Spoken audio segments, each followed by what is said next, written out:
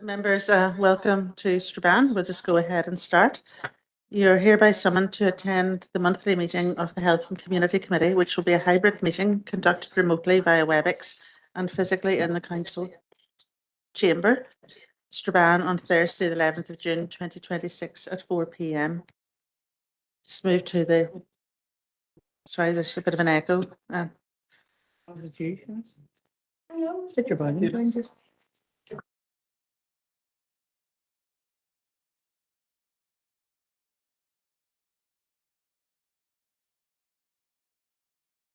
Good to go. Okay, just move to the roll call. So Alderman Cook. Here. Alderman McMorris. Here. Alderman Montgomery. Councillor Lillian Barr. Councillor Paul Boggs. And Shawcan. Councillor Amanda Clark. Apologies. Apology. Councillor Caroline Devine. And Shaw Arlena Karen. Councillor Donnelly. And Shaw. Councillor Duffy. Shaw. Councillor Harkin. Councillor Hutton. And Shaw. Councillor McDade. Councillor Rory McHugh. Shaw. And Councillor Cheney. Here, Karen. Thank you, members. Good afternoon, everyone, and I'm going to do the broadcasting announcement. I would like to remind everyone present at this meeting in the chamber or in attendance remotely that this meeting will be broadcast live to the internet and will be capable of repeated viewing. This broadcast may be terminated or suspended in accordance with our protocol. Due to your attendance at this meeting, you are consenting to be informed and to the use and storage of those images for broadcasting or training purposes and for the purpose of keeping historical records and making those records available to the public. Members and approved speakers are reminded to only have their mics and cameras on while speaking at the meeting and to use the chat facility to highlight a request to speak.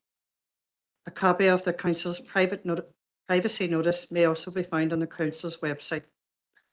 Okay, so we're going on.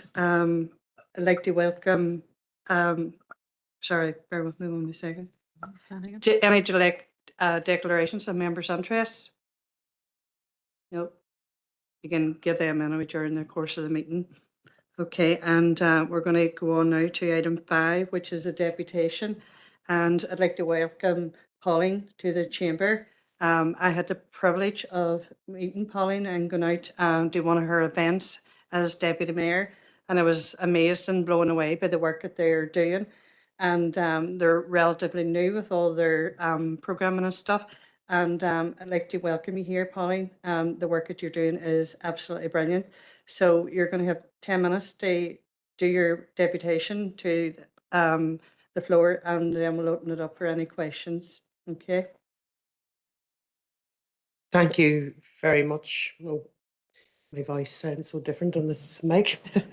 Thank you very much, Alderman McMorris, for inviting me here.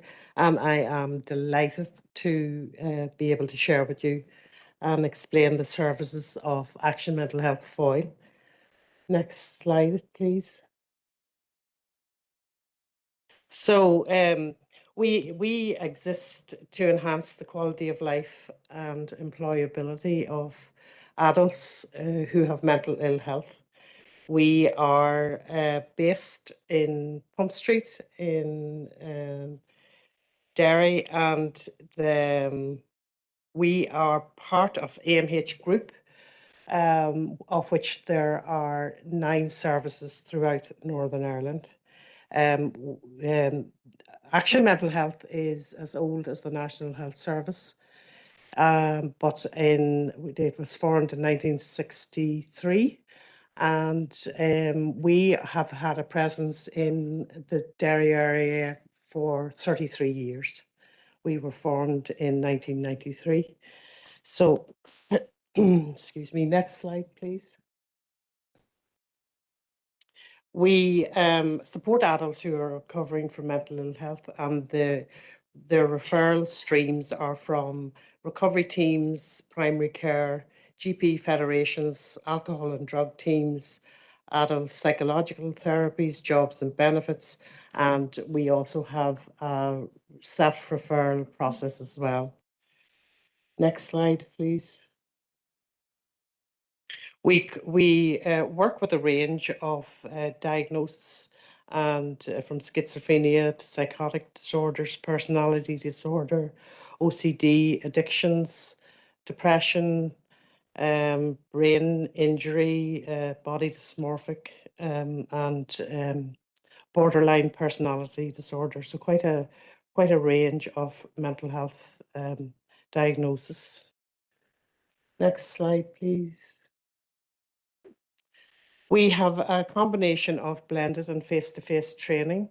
We offer personal development training, vocational and pre-employment based training. When a client is referred to the service, the unique way we work in the service, everybody has, every client's journey is followed, and they all are assigned a key worker. So once they come into the service, they go through an induction process, and that is really, we're working not at what their disability, but really at their skills and what their abilities are. So from the very onset of a client coming to the service, we're actually at the very first the very first, when they register with us, we're actually talking to them about, well, what is your end goal, which sounds strange, but it actually sets the process of, it's a time-bound program, and clients, if they don't set goals, they're only training for the sake of training, and the clients only have about 1.5 years with us.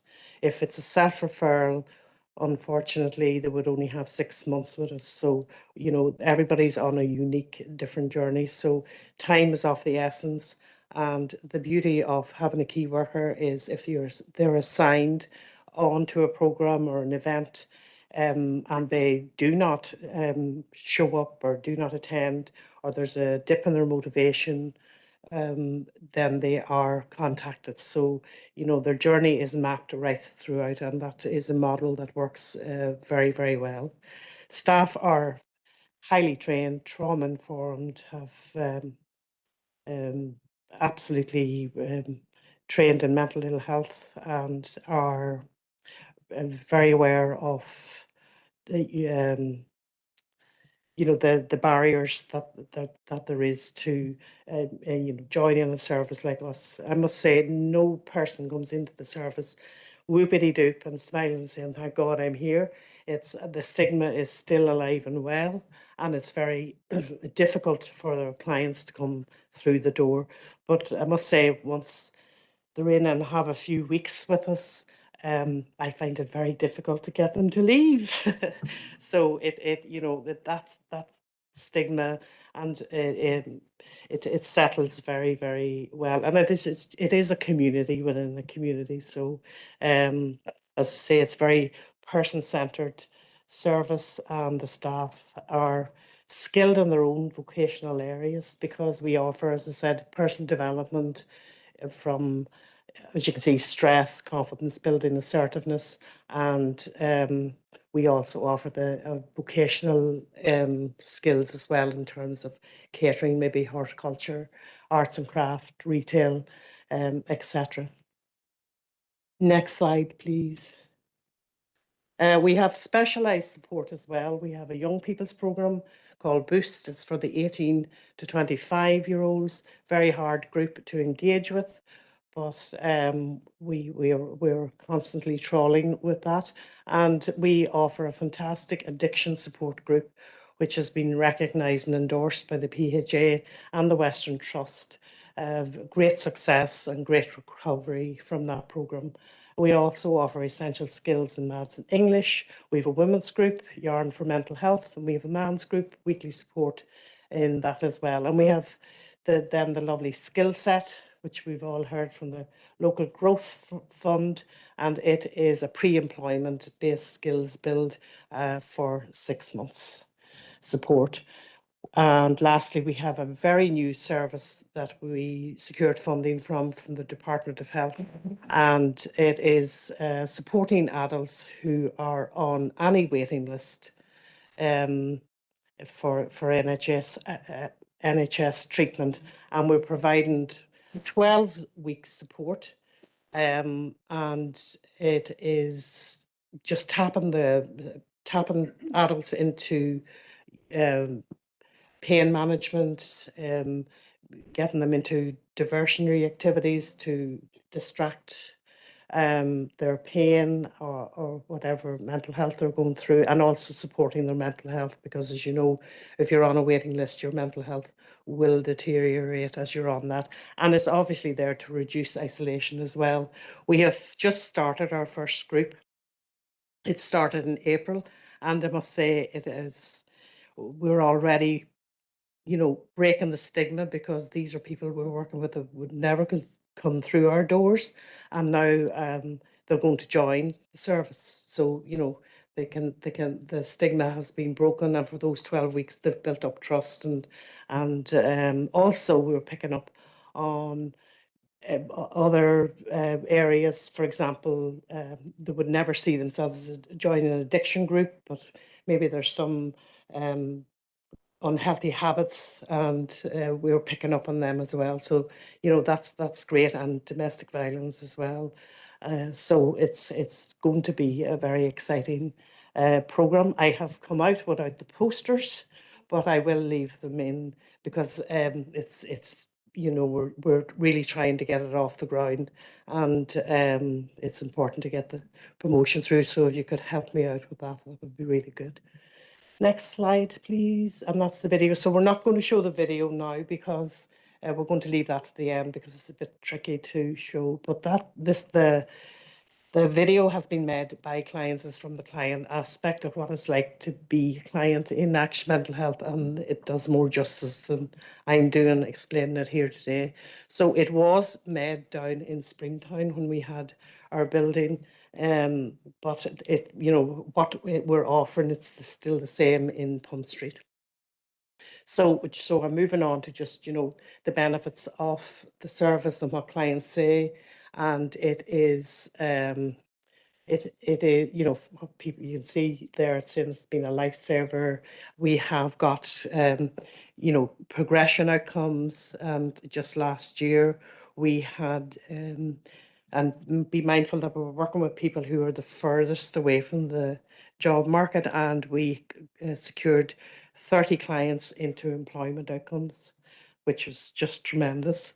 26 into voluntary outcomes, and 19 went on to further training. So, and also in addition to that, 200 clients got qualifications, and for some of them, they would have had maybe a bad experience in school and their education. So, an absolutely tremendous achievement. And as I say, it is a lovely community to be in, and clients do feel safe. And obviously, the main aim is to have full recovery. And yes, we have great success. The model does really, really work. Next slide, please. And that's the end of it. Yes. So thank you.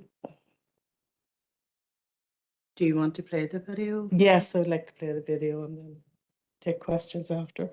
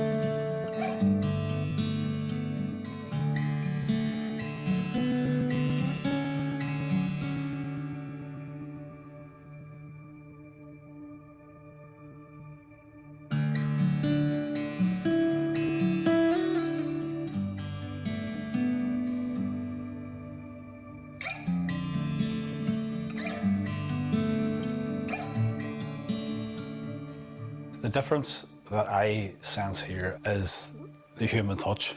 That's the human kindness. I've been here the guts of about 2 years. I would be attending just shy now of maybe 2 years in the service.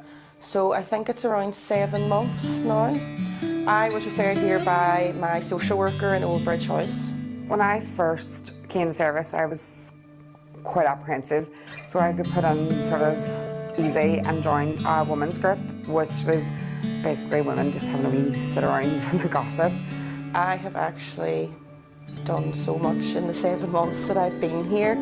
I've done healthy living, gardening, arts and crafts, finding flow, photography, a DJ course. I've done other courses, like I done one around feelings and emotions. I've done loads. So my favourite course would have been the catering course. Once we'd cooked everything, we would bring in all the chairs and we'd sit down as if it were a family having lunch, which was a lovely, lovely thing. It was really fantastic. My favourite course was probably the photography. It gave you something to focus that wasn't on you. You got to get out of your head, you got to go outside, go to different places, mix with different people, take pictures of things you probably never would have looked at before. It's not just about the courses themselves and getting the accreditation. It's that you're part of a community, you're connecting with people, and that's so, so important in recovery.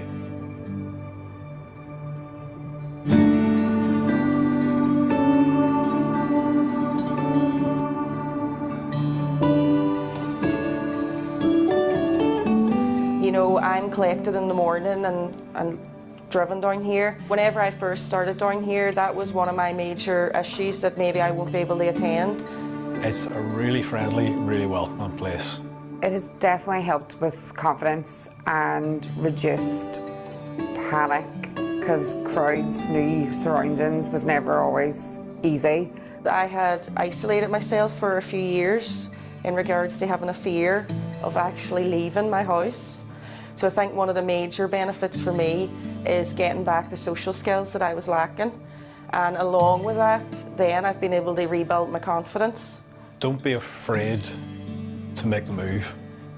I overthought it, talked myself out of it many times and delayed coming. There's no doubt you're going to be assigned a key worker who is both lovely and really well trained in mental health services, and they're sensitive to your needs. If you're having a bad day, have it down here. You have the support. Attending the service gives you that sense of purpose and gives you something to get up for every day, to go somewhere. You feel comfortable. It's definitely made me more confident in figuring out what I want again. I honestly don't know where I would be right now if I wasn't referred to here. I've said it before, it's a cup of human kindness is what you get here.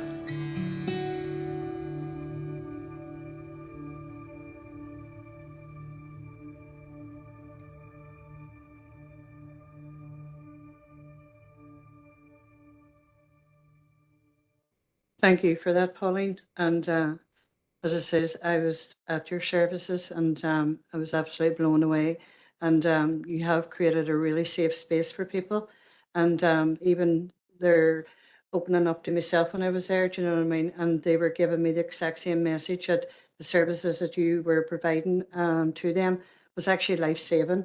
And I just want to put that in record. Do you know what I mean? That, you know, when people open up and say things like this is life saving, you know, I have been, do you know what I mean, turned my life around, and I'm in a better place now for the services.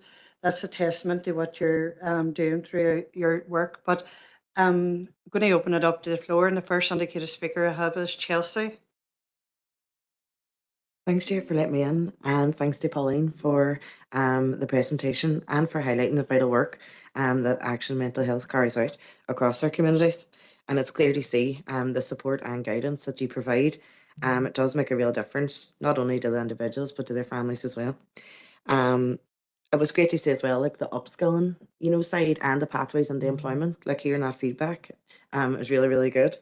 And I am one for I'm a member of a women's group, so hearing the lady even stating, you know, about, I know the therapy that can be, even if it is just a cup of tea and a chat, you know, So yeah, on behalf of the DP, just thank you for your dedication and your continued commitment to supporting mental health and wellbeing. So thank you. Thank you, Chelsea. And the next indicated speaker is Sean. Thank you, Chair, for letting me in, and thank you, Pauline, today for coming in today and taking time out to talk to us a bit about the work that Action Mental Health does. And I want to thank you and the staff for the work that you do, and the description of it from your presentation and the video shows how important it is. Very, very complex work, desperately needed work, and you can tell from the people that you've helped how much they value this service. So I think that is, you know, speaks volumes about the work that you do and its importance. And you know, it's important to say that there are services available to help people, and Action Mental Health is one of those services that we really need. And I suppose my questions for you today are, if you could, I mean, we obviously put through a motion from council calling for the funding gap to be addressed. So if you want to say anything about how that is impacting your service, or what your concerns are about the ability of Action Mental Health to continue to deliver this important service, that would be really useful to hear. And then the second one I wanted to ask you about is more general, because I did see Siobhan O'Neill in the video there, and Siobhan O'Neill has talked recently about the lack of funding, the continued lack of funding for the mental health strategy, and there was a lot of work done for that mental health strategy, but it just seems it's a tragedy that it still is so vastly underfunded. And I think from talking to a lot of people who are in work with people facing mental ill health, that the problem is getting greater, and the gap between what is needed and what is available is widening. So if you want to say a few things, if you want to, just about how you see the challenges in front of people who are trying to assist, help, provide support for people who are struggling with their mental health, whether that is in Derry, in the northwest, or right across the north. But again, thank you for being here today. Thank you, Sean, and and thank you for all the help. There's a lot of faces in here that helped at our time of lobbying. And as you know, we didn't really get anywhere, but I think maybe we started too late. We should have been shouting louder at you know, before Christmas, but we didn't actually honestly believe that the local growth fund would have been divided up so badly. And you know, it's a testament to what the society we live in when they put money into premises rather than to people. So the impact, we are so supported and funded by the Western Trust. So that's some of our money, and they also are funding actually two services in there, two Action Mental Health in the area, because there's one down in Fermanagh as well. You know, because it's such a big county as well, but or a big region, the Western Trust. But yes, the local the money that we did get did impact negatively on the rest of the services. I thankfully was not cut. We had taken a hit with the Brexit in 2023, and I lost Springtown service, which was a bespoke service designed for us, and I lost the buses, the two buses, so we don't service the full region at all, and I lost 5 staff at that stage. So I had a very slimmed down staff. I had made the transition into Pump Street, and we absolutely are one, you know, ironically, we're one of the best performing services in the group. So the move had its negativity and its pluses as well, but we really made it work. And we have, I suppose, one of the advantages, or the ways we're working now, we're more reaching out into the community, and we're working with the fountain. We're working with the Cathedral Youth Club up there, but we're working during the day with the adults. And we're working with in Brook Park, St Columns. We've reached out, and I must say the community have been great. It's a lovely area, the Cathedral Quarters, very central. So there's been pluses and minuses, and yes, at the time, I must say I thought actually the service would have been lost, but we have made it. We have turned it around, and it is just a strong community and kept that person-centered approach. We are working with very difficult diagnosis, and it is a difficult area, but I have a fantastic team, and they are totally dedicated. It is a vocation, and it's terrible to have losses then, when the funding when funding decisions go like this. But we'll be back in the same place again this time next year in 2027.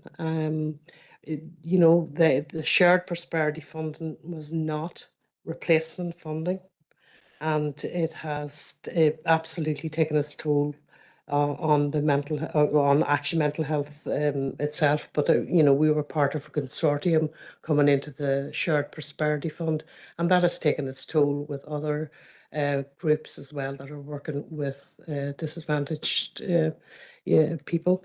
And the way forward, or in the future, I honestly think that if the politicians up and storm and talk about mental health, I think that's it. That's you talk about it, but you don't give it any money, and I think that's going to resolve it. But it's dire, absolutely dire, and there is so much need. And as a result of the fund, the local growth fund, we are working with less people. We may not have had a cut in staff, but we're absolutely not going to be working with the same volume of people. So the other services right across the north did take, they had staff losses, and again, the reduced number of people, which is only going to clog up the system. We were very lucky in Foyle. I secured that waiting list pot of funding, and that it will help, that all those little pots of money help. But it is a really valuable service, Action Mental Health, and it does what it says on the tin. It does take action on mental health. The model works, and it's just a shame that the powers that be aren't absolutely throwing money at us. So. Thank you, Pauline. And just before I move on to the next indicated speaker, can I just acknowledge Janice has joined us online, and Caroline has also put a declaration of interest on as an employee of the Western Health and Social Care Board. Okay, so the next indicated speaker is Sandra. Thank you, Chair, and could I wish you well in your year ahead as Chair of this committee. I'm sure you'll do a great job. Pauline, thank you so much for coming in today and providing us with that presentation. I think the video probably was the most powerful, but from hearing directly from service users and the impact that Action Mental Health has and everything that it does for individuals who have different needs in terms of their mental health, and the support workers who work within it, and how they guide people through sometimes really difficult situations. I know I had the privilege of being in the Springtown building, which was absolutely fantastic. The facilities that you did have there were amazing. The tunnels, the art rooms, even being able to sit down in the kitchens and eat with people. It was a really rewarding experience for myself, and I take my hat off to you for the work that you have done, and it is powerful, and it is so valued by everyone within the city and district, I have no doubt. Sean has asked the question about funding, and that is probably the biggest issue that you have at this stage, because you have excellent staff, you have excellent services, it might be trimmed back because you are now in Pump Street. But we need to be able to try and do everything we can to sustain that. You have highlighted in terms of Brexit and those who lobbied for Brexit have a lot to answer for. Let me just say that, because when you lost Springtown, you lost 5 members of staff, you lost the bus, you lost so much. Westminster promised that the Shared Prosperity Fund was going to replace the money that we lost through Brexit. It didn't. It didn't come even close to replacing that money. We now have the Local Growth Fund, which is even worse, in my opinion, because, as you say, the concentration is on capital rather than the services that go in there. And we lobbied very heavily to Westminster in relation to that fund, to extend it, to change it, to tweak it so that it wasn't so heavily looking at capital rather than the services. Unfortunately for us, Westminster didn't listen, won't listen, and that's the situation that we are in. But we will continue to lobby in terms of the health minister to ensure that there is a concentration on mental health services, because we know the work that they do, particularly within the community and voluntary sector, how flexible they can be in terms of meeting people's needs. And unfortunately, I mean, you talked about the support while you wait service. That is such an important service, because we see every day the waiting list that people are on, waiting for services through the trust, and those waiting lists are getting longer. So that filling the gap service is absolutely life-saving for people, and I know that was commented on in the presentation, and yourself, Chair, said it. So we will continue with that, because those services need to be protected, and they need to continue. And unfortunately, the community and voluntary sector is filling far too many gaps, and it is overstretched in terms of the work that it does for the funding that it receives. So we will absolutely continue to lobby for that.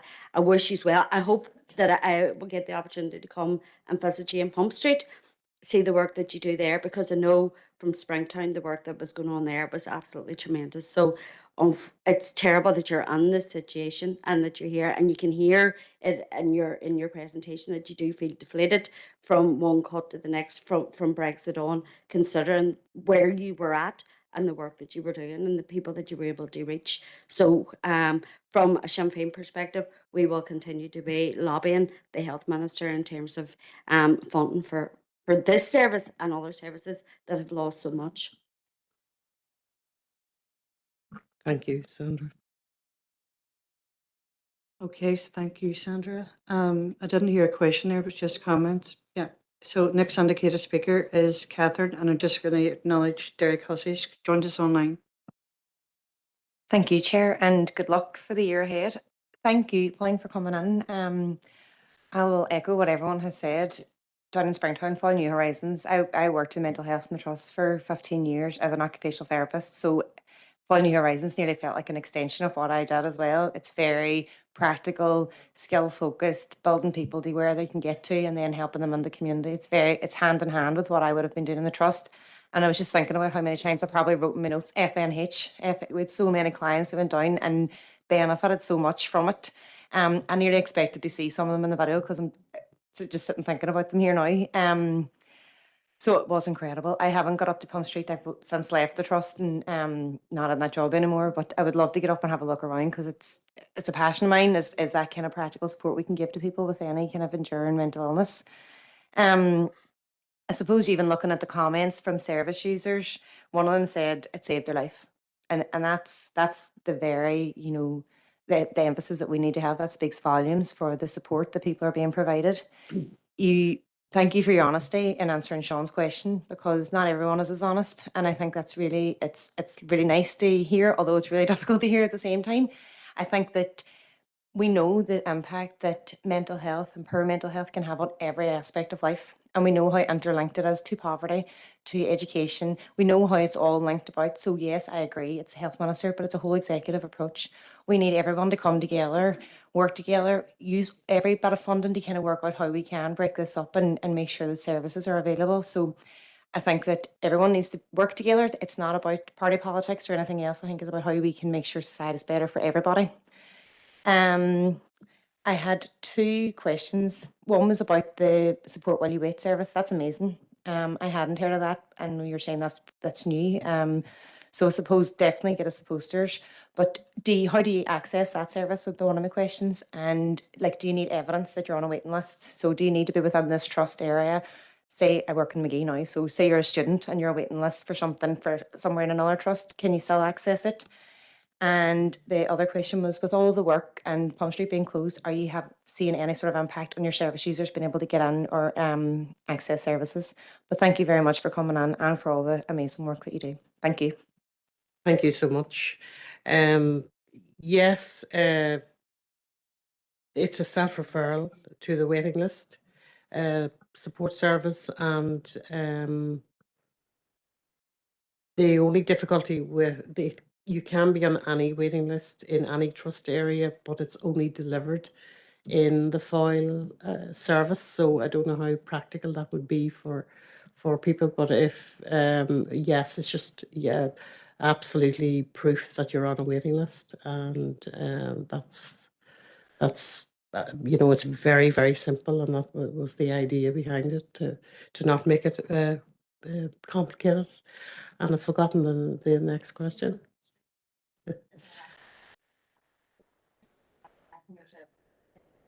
It is actually, it has worked out quite well. I do realise that Strabane, Castlederrick area is not, been no clients coming in from there, Limavady as well. So I'm conscious that we're not out in the rural areas, and we don't have capacity to offer outreach. So yeah, from that end, it's not really that we lost 2 buses, and I must say that was they weren't marked with the Action Mental Health or whatever. It was very discreet, and it was such a good service. Now we do offer a small recompense with travel, but it's only £5. It's not enough, but it's something. Thank you. Thank you very much. And we have 2 further indicated speakers, Pauline. So we have Gary and then Derek. So Gary. And congratulations and a lot more for the incoming year. Pauline, you're very welcome. And I had been down at Action Mental Health, I think it was the 25th anniversary, where I was coerced into walking on fire, the lure of a burger.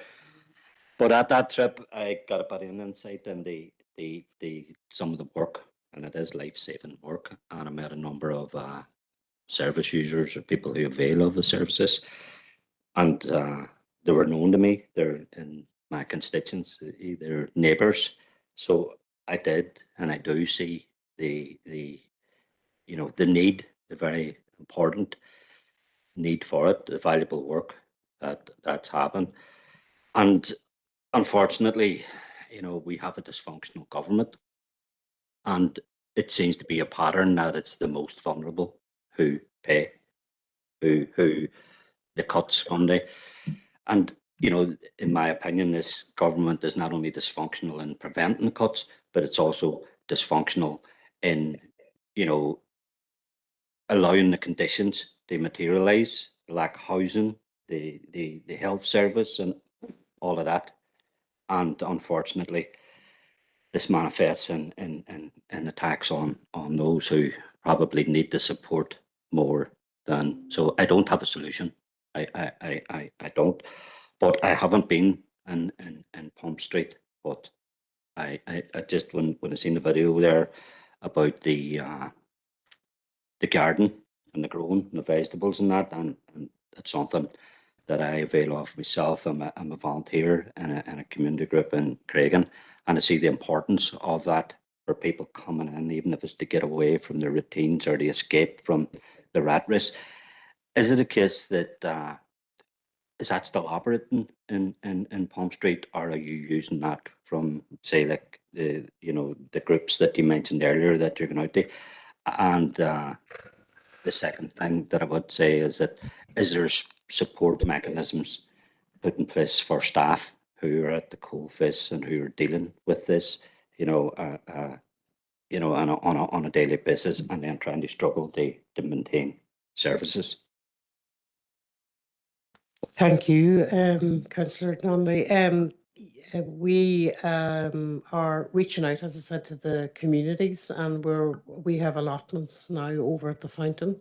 So yes, and St. Column's Park House as well. So we are absolutely have that aspect is still following through.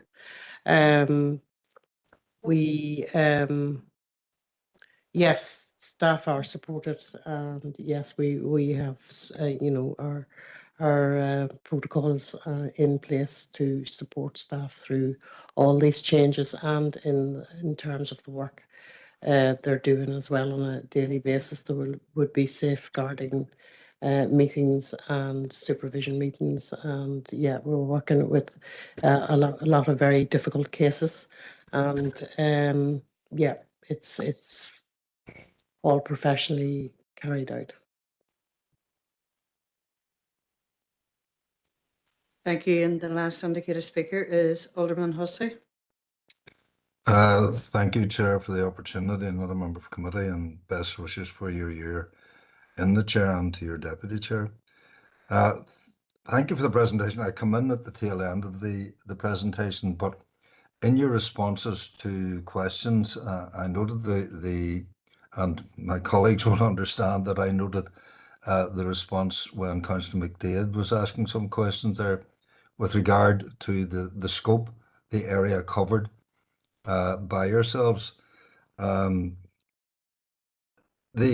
70-30 split obviously impacts on the availability of resources, revenue to have staff who can do outreach work. But before the change came, when you were operating before, were you getting referrals from the wider trust area, or was it fairly limited? I think you indicated that you weren't getting trust referrals from the Castleberg sort of south of Strabane area. Before when you had your operation, shall we say, were you getting referrals? And if not, are you aware that the trust are maybe referring to elsewhere within the trust area as opposed to referring to the Foyle area? But thank you for your presentation, and all the very best with the valuable work that you're doing. Thank you, Chair. Thank you, Councillor Hussey. As far as I'm aware, we are the only service that it's working with adults with mental ill health and complex needs that we're working with. I'm not aware of other services that are working in this area. Yes, we have addiction services, and we have a lot of groups working with emotional well-being. We're not working with mental ill health and the diagnosis that we were working with that I'm aware of. So in the past, yes, absolutely, the referrals were coming in from across the whole of the Derry area. And now we're not able to accommodate. We will get referrals, but the client will not stay because it's too long of a journey. They're not able to avail of the full day that we're offering, and they're just not able to, the transport in the past, we would have had 2 buses that went out and lifted the clients at sometimes at their door, but in the village or out and about. So yeah, we were completely aware that we're not working with the full, working across the whole district and county. So I'm not aware of other groups. So as far as I'm aware, we are the only group that are working in this area. Through you, Chair. Thank you, Pauline. Thank you. And we have another indicated speaker, Alderman Cook.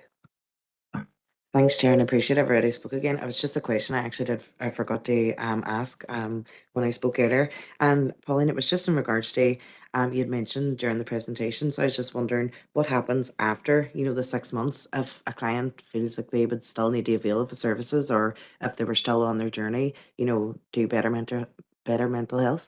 So I was just wondering if you could answer that. Thank you. Yes, we would try and get, if it's a self-referral, they will only have 6 months with us, but we work very hard within those 6 months to try and get a Western Trust referral. So by getting them back and signposted into other in with the community mental health team to try and get a referral so that they can prolong their service. You will note on the video that a lot of people were talking, I'm near 2 years here, whatever. That's a thing of the past with the new, since Brexit. The most time people will have with us is 1.5 years, and the shared prosperity fund, only ever allowed a client 6 months. Clients coming in to us, it takes them 6 months to actually settle. So, it was never a good fit, but we have what we have. We do try and work it in reverse so that we where we can give clients a longer time. Now, where we can't do that, we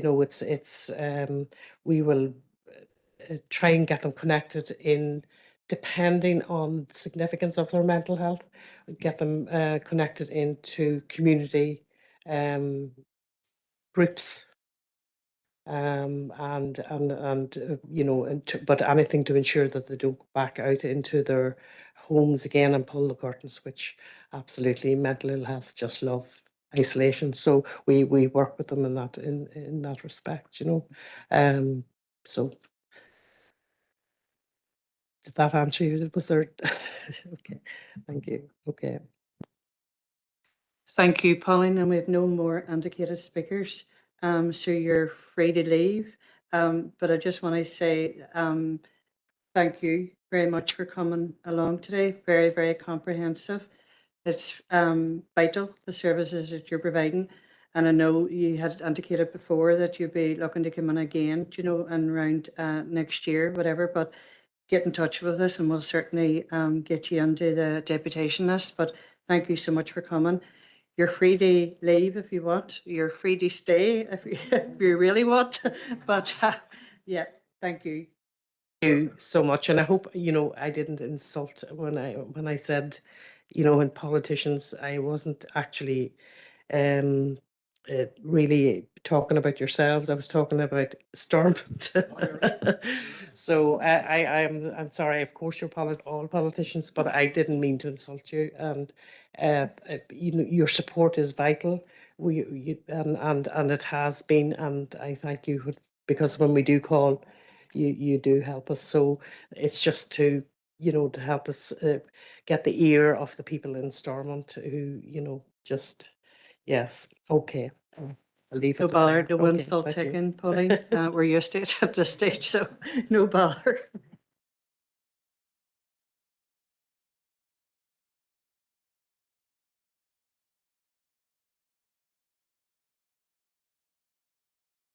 So carrying on, our next item is chairperson's business, and I have 4 indicated people to come in. Aisling, you've got 2 items. Do you want to take them both together, one after the other? Yep, sure, go ahead. Thank you very much, Chair, and the best of luck in your year ahead as Chair. So I have 2 items. I'll deal with the first item, and that's in relation to the most recent conviction in the Natalie McNally trial. So I just wanted to acknowledge the conviction and the sentencing and the murder of Natalie McNally, and to express our deepest sympathies and solidarity with Natalie's families and her friends and all those who loved her. So earlier this year, the perpetrator was convicted of Natalie's murder, and earlier this month was sentenced to life imprisonment with a minimum of 31 years. The conviction and sentencing mark the conclusion of a lengthy and deeply distressing legal process, bringing a measure of justice and an accountability of this very horrific crime. However, while justice has been served through our courts, no sentence can ever compensate for the loss of Natalie and her unborn child. The pain experienced by her family and loved ones will remain, and today we will remember and acknowledge the dignity, strength and courage that they've shown throughout this ordeal. This case has resonated far beyond Natalie's family and local community. It has shocked society because it exposed the brutal reality of violence against women and girls and the devastating consequences such violence has on individuals, families and our communities. Many women across the north of Ireland have spoken about fear, anxiety and vulnerability that they feel when cases such as this do come to light. The conviction sends a clear message that those who commit such crimes will be pursued and held accountable. However, the wider societal impact of this case should compel all of us to reflect on what more can be done to prevent violence against women and girls before it even happens. So as a society, we must continue to challenge the attitudes, behaviours and cultures that allow violence and abuse to persist. We must ensure that women feel safe in their homes, in their communities and in every single aspect of daily life. We must also continue to support education, prevention initiatives, early intervention and services that help those at risk. As elected reps, we have a role to play in supporting the implementation of the Executive Office's strategy to end violence against women and girls, and in working alongside the community and voluntary organisations, statutory agencies and people with lived experience to create that change. So today we send our heartfelt condolences to Natalie's family. We stand with them in their grief and we honour Natalie's memory by renewing our commitment to building a society where women and girls can live free from fear, violence and harm. Thank you all very much. Thank you, Aisling, and we also send our condolences as well. Thank you.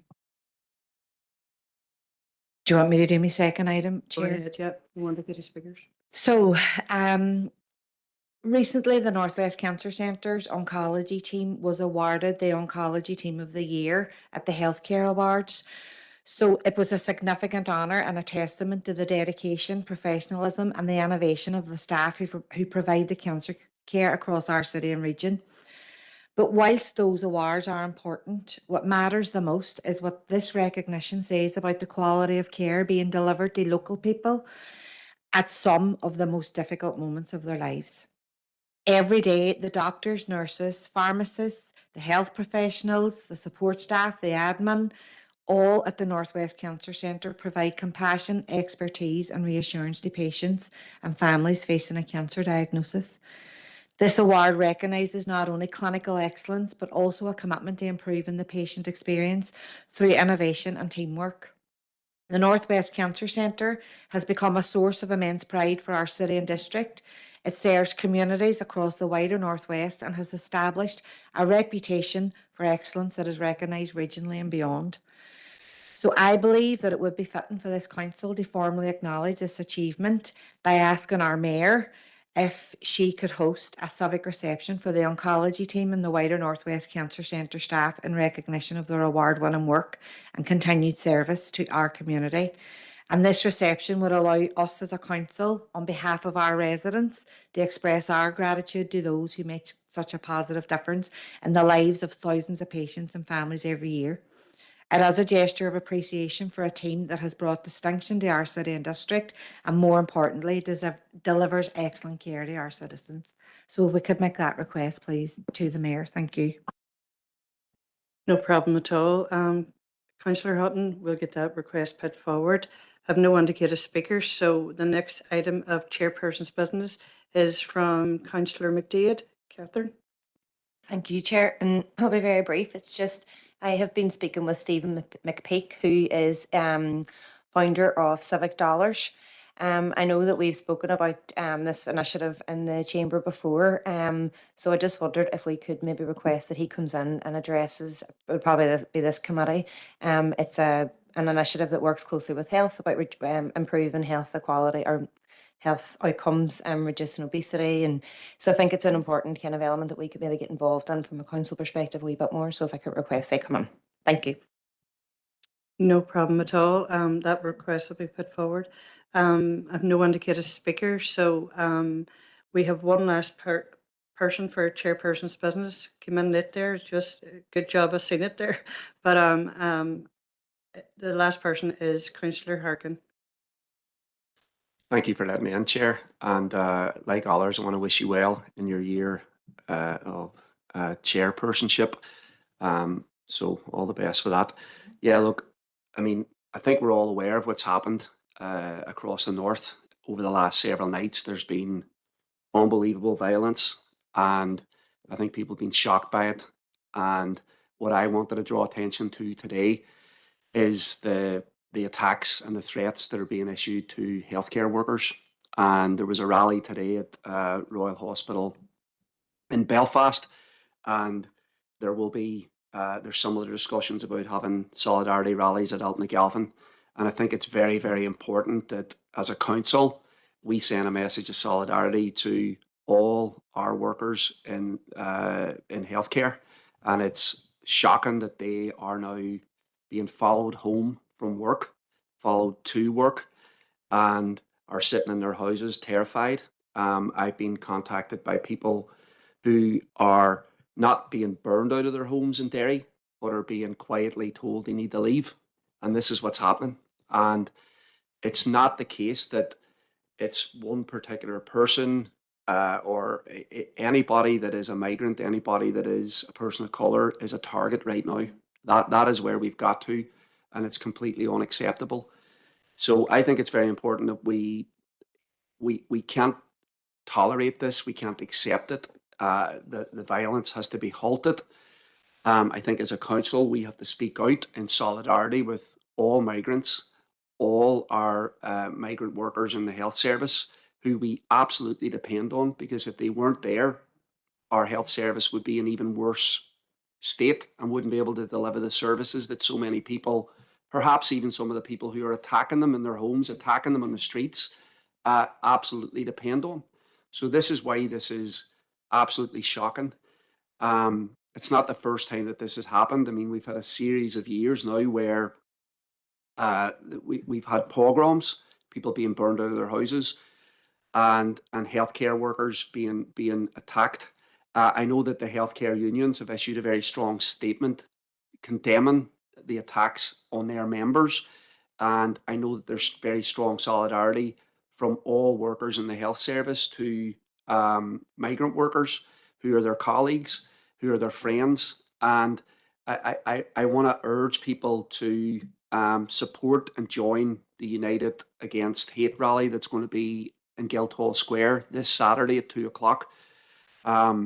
It's being supported by the trade unions right across the board. The Irish Congress of Trade Unions is supporting it. It's organised by United Against Racism, Derry and Northwest branch, but it's being supported by community organisations. And I expect that there's going to be a massive outpouring of disgust with what's happened. I think that when people hear these stories about people being told they need to leave their communities, and I think it's going to be a huge opportunity for people to show their rejection of this politics of hate and racism, because that's what this is. This is not about people demanding better health services. This is not about people demanding better public transport. This is not about people demanding housing. This is not about people demanding fair pay.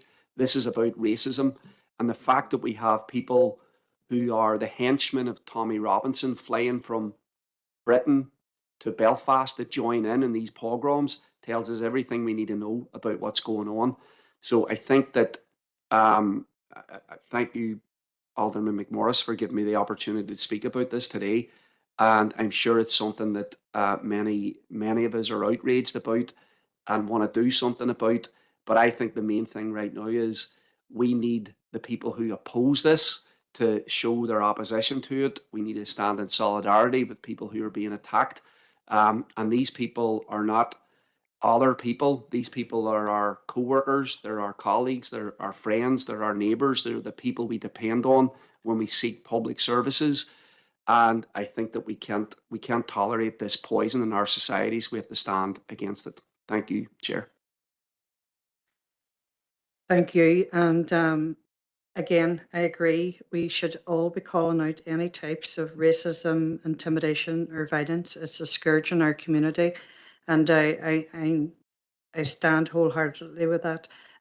We have a couple of indicated speakers, so I'm going to invite Councillor Donnelly. Chair. No, just I would like to concur with Councillor Harkin's comments, and what we're seeing is just out and out racism.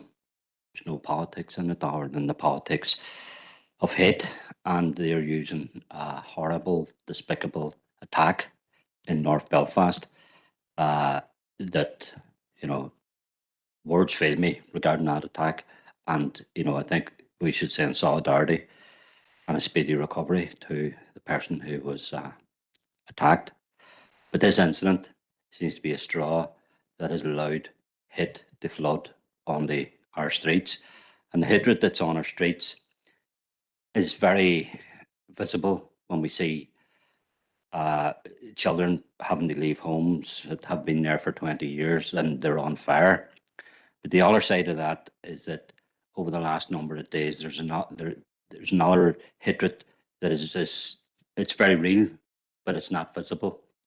And that examples of that is that threats have been delivered to letting agencies, and care home nurses have had to leave their homes. There's no flames, but it's there and it's another tactic. I've personally been contacted by a mother who they know was it safe for her child to go to sports training. I've a friend who was very uneasy because he has disabled children and he wanted to get back home because the care workers looking after his children were people of colour. And these are things that we don't see in the news, but they're, in my opinion, from my experience of it, it has to be widespread. So I agree with Councillor Hargan that we should be working together and we should show our solidarity with these people, because if people have genuine concerns about whatever immigration or how is burning a family out of their home dealing with that? It's unadulterated hate via racism, and it's completely unacceptable, and people need to stand shoulder to shoulder and say that we've seen what's happened. We've had our fair share of violence in this country, and we've seen a lot of innocent people dying. Sectarianism and racism and sectarianism, in my opinion, is in the same category of hate. Thank you. Thank you, Councillor Donnelly. And the next indicated speaker is Councillor McDade. Thank you, Chair, and thanks, Sean, for raising this. I think it's really important that we do discuss it. I suppose first off, just to obviously offer our support and prayers for Mr. Ogilvy, who was attacked on Monday night, which was a horrific attack by any means. I did see a wee bit of the video and didn't watch the end, but I heard it on the radio. I heard parts of it, and it was very difficult to listen to. So my thoughts and prayers are with him and his family and his loved ones and the people who stepped in to try and help. But what I would say is that the response, Aisling brought up Natalie McNally's murderer's conviction just there at the start of the meeting. And when Natalie McNally was murdered, there wasn't this. When all them other women who've been atrociously murdered in this country, there wasn't this outrage. So for people to say that this is legitimate, that this is justified, it's complete hooliganism. There's no other word for it. I was listening to the radio this morning on the way to work, and there was a well-known loyalist commentator on the radio who basically said if the loyalist paramilitaries were involved, it would be a bit more of an organised riot. What does that say about society? That it's okay if it's an organised riot? This is rioting. This is hooliganism. It is sectarian. It is racist. It's just horrific. And like Sean and Gary, I've had people get in touch to say that it's not outright in Derry. There's not people being burned out of their homes, but they're getting letters. They're getting letters to their landlords who are saying, get her out of that house or we will burn it out. It is happening here and we cannot allow that to happen. We need to stand together. We need leadership within the community. We need leadership within politics. And see if people have concerns or questions about government policy. It's not take to the streets and burn vans and burn buses. It's go to the government and ask the questions and ask they have an audience with people who can make a difference, not burning anybody who doesn't look like you or me. I was in Belfast for work today and I was worrying, and I'm a white woman, I was worrying about travelling. So how do all my friends feel who don't look like me? It's just unacceptable. I would encourage everyone to come out in their numbers on Saturday to the rally because we need to show that this will not be tolerated in Derry or Strabane. We are a city and a district of the welcome people. We've been known for it forever. And I want to make sure that continues because this cannot be allowed to be accepted. Thank you. Thank you, Councillor McDade. And the next indicated speaker is Councillor Boggs. Mugget, Chair, and thank you to Councillor Harkin for raising the issue, and I don't think we can raise it enough. We have been strong advocates in this chamber and in the Guildhall chamber whenever racism or sectarianism has raised its ugly head, no matter where. We did have a lengthy discussion yesterday in this chamber at the Environment and Regeneration Committee in relation to what we seen on Tuesday night. And again, like others, I want to extend our support once more to Monday night's victim and hope. And I hear reports today that he is making a remarkable recovery. And we send our full solidarity for that to continue. But previous speakers are right, Chair. It's out and out hatred. It's a vitriol for people who don't look like people who come from here, whatever that is supposed to mean. That if you're not pale, then you're not welcome. And it's absolutely disgusting to every degree. And these people, and I said it yesterday, these bad actors who are abusing a situation for their own sick political agenda, that anybody that doesn't look like they should be from here isn't welcome, need to leave the stage. And I would urge people to have the humanity and the common sense and the decency to question and second guess everything that is being filtered out. When you have the Tommy Robinsons and the Elon Musk taking an interest in North Belfast, catch a grip. As Michelle O'Neill said yesterday, they couldn't point to North Belfast on a map, never mind care what is happening in the communities right across the north and right across this island. So I would ask people, implore people, have the decency, have the common sense to second guess some of the lies and the mistruths and the narrative that is out there because it is not helpful. When it comes to healthcare workers, there's a journalist out there reporting this morning that some healthcare workers are being advised that when they're stopped by masked men to show their ID, what land are we living in where we are giving international workers advice that when they're stopped by a masked man or a masked woman, they offer their ID to show that they're a healthcare worker? So now we're creating a hierarchy of, well, if you're black, but as long as you're black and you work in the NHS, or you're black and you work, in a GP service, that you're okay. It's nonsense. It's utterly ridiculous. It is a hatred towards anybody who isn't white, and it needs to stop, and it needs to stop now. And people need to have the political courage to come out and say that those in their communities that are running wreck and riot and causing wanton destruction right across the island at the minute need to take a long hard look at themselves and catch a grip. Because we have had, and I'm glad, and I had a conversation with people my age a couple of days ago. We are happy that we didn't grow up in a society where you have masked people running about, directing orders and all the rest. It's not welcome. It needs to stop.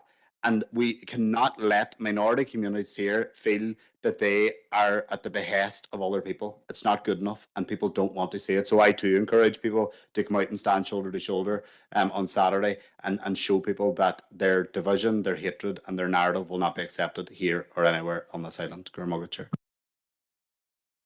Thank you, Councillor Boggs. I have no other indicated speaker. So the next item on the agenda is matters arising from the open minutes of the Health and Community Committee held on Thursday, the 14th of May, 2026. Do you have a proposer?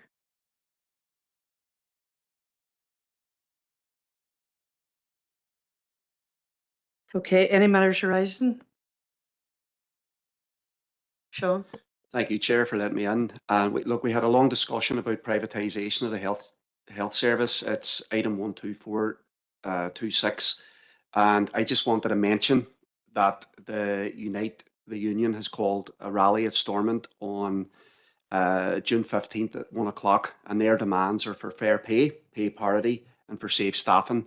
Now, as people probably know, the pay for our health service workers has still not been worked out. So we've already broken pay parity with other jurisdictions, which is an issue that we come back to every single year. And it's very frustrating. I mean, our healthcare workers work as hard as anybody else in these islands, yet their pay always lags behind. And I just think it's unacceptable that they are once again having to basically bang the doors of Stormont to say we deserve fair pay. And Unite has organised this rally, and I think everybody should support it. I think it is putting a spotlight on, there's been so many promises made to healthcare workers for so long, and yet here we are again, where they're having to mobilise themselves to go to Stormont, where they're actually talking about across all the trade unions taking industrial action. So, it's a trek to get to Stormont, but I think we in Derry should be supporting the actions of Unite and all the unions as they push for fair pay. There's a tremendous amount of frustration that is once again building up across the health service. So I think this protest deserves to be supported. Thank you, Chair. Thank you, Councillor Harkin. Any other matters arising? No. Okay. Next item is Melbourne Arena grass pitch maintenance update, and that's Barry. Thank you, Chair. Members, this is to update you on the pilot for increased maintenance schedule at Melbourne Arena pitch.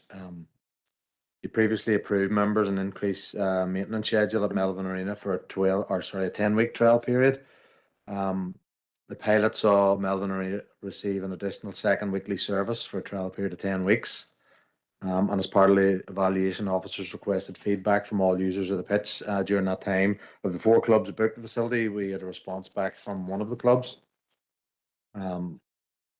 The condition of the pitch, the feedback was the condition of the pitch improved. There wasn't much play on it, and it was visible that the ringworm was flattened, leaving a better and even more bounce. Our grounds maintenance team have confirmed the additional service over the 10-week period cost £7,000. Couldn't guarantee it could be maintained with the existing staff resources. It was felt that although the additional service did have some benefits to address worm cast, it has been deemed that the impact has been minimum for the level of investment. Officers from Sports Development and Grounds Maintenance have further investigated an alternative cost-effective option to address the specific issue of worm cast rather than provide a full second service a week at the site. The preferred option would be a second cut and roll with a small mower. But again, that wouldn't be suitable from a staff and a budgetary standpoint. So Council have also commissioned the Irish Institute of Sport Services to complete a site survey and investigation at Melbourne before the start of the additional maintenance pilot. We did that last year to identify any recommendations for any other feasible options to increase the standard of the playing service. Officers are suggesting, members, rather than look at an individual pitch, officers propose to commission a strategic review of all grass pitches by industry specialists to identify any specific remedial work like wormcast, ongoing maintenance needs per site based on the usage and ground conditions and the league standard of user and usage hours to manage overplaying. The review would include geotechnical analysis of every pitch, which will detail the geology and underlying conditions of the pitch, and will offer objective information without bias on why some pitches need more attention and time rather than other locations. The review and any remedial works or increased level of maintenance will deliver on our strategy around playing pitches. So in terms of, members, the budget, the cost of the additional second weekly service was £10,000. And to complete the review of all grass pitches, we're estimating it's around £20,000, and that'll come from the sports development budget reserves. So with regards to the recommendation that members note the contents of the report and that members would approve allocating £20,000 from the sports development reserves to commission a strategic review for all grass pitches. Thank you, Chair. Thank you. And our first indicated speaker is Councillor Boggs. Sure, Chair, and thank you, Barry, for the report. And can I just put on record once more the thanks to the officers for working with us in terms of getting to this stage, because concerns were raised about the condition, and we were able to put that pilot in place, which both the report and from people that I chatted, it did make a difference. It may not be the be all and end all and the biggest solution that we need, but there was a marked difference. I am concerned though somewhat that we're not going to be able to carry on what did make a difference in Melbourne because of resourcing and staffing, but that we're going to do a review that may throw up recommendations that we will not be able to resource our staff then, possibly. While I think the review would be helpful to see where we're at in terms of our grass patches, what are we going to do if it tells us that we need to do X, Y, and Z at all over grass patches right across the structures? Because we know that a second cut by a smaller lawnmower would help in the arena, but we have an issue that we're not able to get the staff and the resource to carry it out. So can I just ask for some clarity as to how we balance what are we going to do with the recommendations from the £20,000 review if we can't carry it on in Melbourne? If we are going to go on ahead and do the review, then I would ask officers to go back and look at what else we can do to carry on an additional maintenance at Melbourne, given that we know that it is working. I couldn't sit comfortably that we're saying this is what we need to do, but we're going to stop doing it until we review all grass patches. There may be issues that need to be picked up elsewhere, but we're aware of the issues in Melbourne. So I think we need to be doing something to ensure that they continue to be addressed while doing the other piece. But I would just query, on the other side of that review, after spending £20,000, how are we going to ensure that we're able to put into place the recommendations that it raises? Thanks, Chair. Thanks, Barry. All right. Thanks, Chair. I'll answer those. I think there's 2 or 3 questions there, Councillor Bog. In terms of the high level question around the recommendations that will come out of from any specialist, we currently don't have that detail. We're receiving feedback from users, and you're right, we don't have a budget anywhere in council to address any recommendations. But this was one of the key recommendations that came out of our pitches strategy, that we needed to do a detailed assessment of all pitches and then put a long-term plan in place. This won't be something that we'll be able to address overnight, but it is something we're going to have to look at over a long-term period, over 5 to 7 years, and we get a complete picture of the state of all of our pitches within the district. In terms of the particular issue around Melbourne, the maintenance work has improved the worm cast, and we're looking at other options around how we can do that, because we have a couple of sites where worm cast is a bit of an issue. But the feedback is that the second maintenance of that pitch didn't make a material difference to the surface. In fact, our specialist team said that Melbourne was probably up there as the best pitch that we had within the district. We have a number of other queries from other users across all of our pitches that they would like to see improved maintenance, and we don't have that within the current budget. You'll see from the report, members, that it was £7,000 for a 10-week period. If that was to continue over the course of the year, you're looking at a figure 5 times that. We currently don't have the budget, and the grounds maintenance team don't have the staff and another crew to come out. They did this in overtime on a Friday. So if we were to continue that, the grounds maintenance team would need to employ additional staff in order to carry that out for one pitch.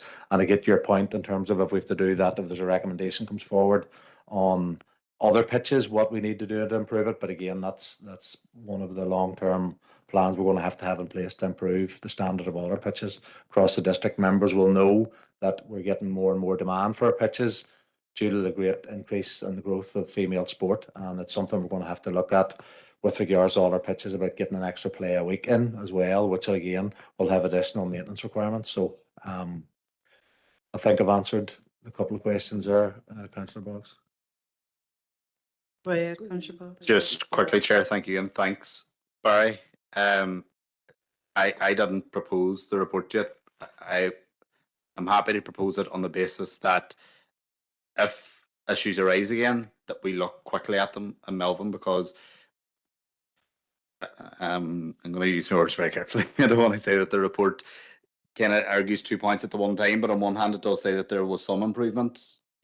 Yes, it may, some improvement. I don't know how you balance the level of improvement you need to see against the investment, because if there has been some, but that's a challenge right across council everywhere, you know, whether it's A&R or here, but I've heard firsthand from players that they noticed an improvement, and therefore, if there's an improvement, I think it is worthwhile, notwithstanding that the finances are going to be hard to find if it's right across the board. But if things start to deteriorate again, I will propose the report on the basis that we look urgently at it again to try and make the improvements that are needed. And if hopefully we don't get to that case, but I think if we do, we need to revisit it urgently, even outside of the wider review that is part of this report. Thank you, Made that Councillor clear for the Boggs. minutes. Councillor Tainley. Thank you, Chair. And I also wish you well in your role as chairperson of this committee over the next 12 months. In relation to this report, and it was something in preparation for this meeting that I was quite interested in. And I'm happy to support the recommendation, but I fully agree with Councillor Boggs. We could be, pardon the pun, but we could be opening a can of worms in relation to this review. But it's a review that I think is long overdue. Where you and I have had conversations, I don't know for how long, around the availability of pitches across this council district. We don't currently allow training on our grass pitches. For clubs, it's only competitive matches. My understanding is that it's 3 games per week. If you're involved with a local soccer club in Derry and Strabane, trying to get a pitch to training is impossible. We and thankfully, and it's a good problem to have that Leafair is currently closed because it's getting redone, and that's brilliant, and I really welcome that and welcome that at the time. But the only pitch that we could get for training for an under-13 team in Derry was at 8 o'clock on a Friday night. Now, anybody who is interested in football and plays football and watches football at under 13 age on a Friday night at 8 o'clock, you want to be in the Brandywell watching Derry City. So training at that time isn't possible. I think we need to look at some way that we can increase availability on grass pitches. Currently at the moment, and I don't know whether people are aware of this, and it's probably again a good thing, but grass pitches at the moment, there's no play on them at all in preparation for the Foyle Cup. And the Foyle Cup is a welcome event across this council district and further afield. And it's something that everybody in this council should be proud of. But it closes down availability of grass pitches across this district. And I think we don't realise the problem that we have with grass pitches and the availability of grass pitches, the shortage of grass pitches that we have. And we are also in conversations with Institute Football Club to release Clooney Park West, which again is a good development, but we're creating another problem by getting rid of, I think it's 3 pitches in Clooney Park West. So there will come another 3 pitches, which will create more problems in terms of that shortage. And I really do believe, and people may laugh or snigger when I say this, but I really do believe that we need a working group around grass pitches and the availability of them, and to look to see how we're going to try and tackle that.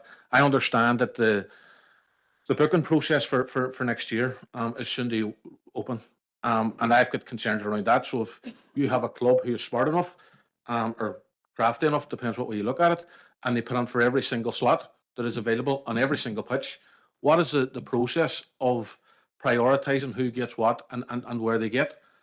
Because it's almost fastest finger first and who gets her.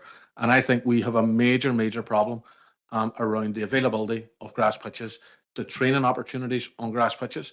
And I sincerely do believe, Chair, and I'm happy to make a proposal attached to this, that we look at setting up some type of working group around grass pitches and how we are going to hopefully develop more across the district, but how we're going to maintain and increase the availability of those that we currently have. Thank you. Thank you, Councillor Tainley. Have we had a seconder for that proposal? Councillor Boggs. And Chair, I want to declare an interest as a coach of a junior football club. No. Okay, then, is there any other indicated speakers on the proposal? Thank Councillor you, McDee. Chair. It's not really on, well, it sort of is.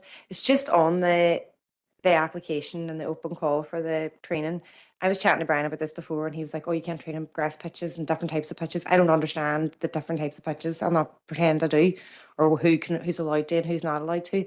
But I would just be interested in knowing what the criteria is. So how, whenever, to minimise it, say there's 20 teams in Derry. I know there's far more, but say there's 20 teams in Derry with 10 age groups each, and they all select every single slot available across the district. What is the criteria, just for transparency, what is the criteria that officers use then to allocate each slot? I just, out of interest, because some clubs seem to have more access than others, and I would love to know why and how that works, because I've had some people come to me saying they're worried that they go to where they've booked and there's other clubs on the pitch already saying, oh, we thought it was free, so they just jumped on.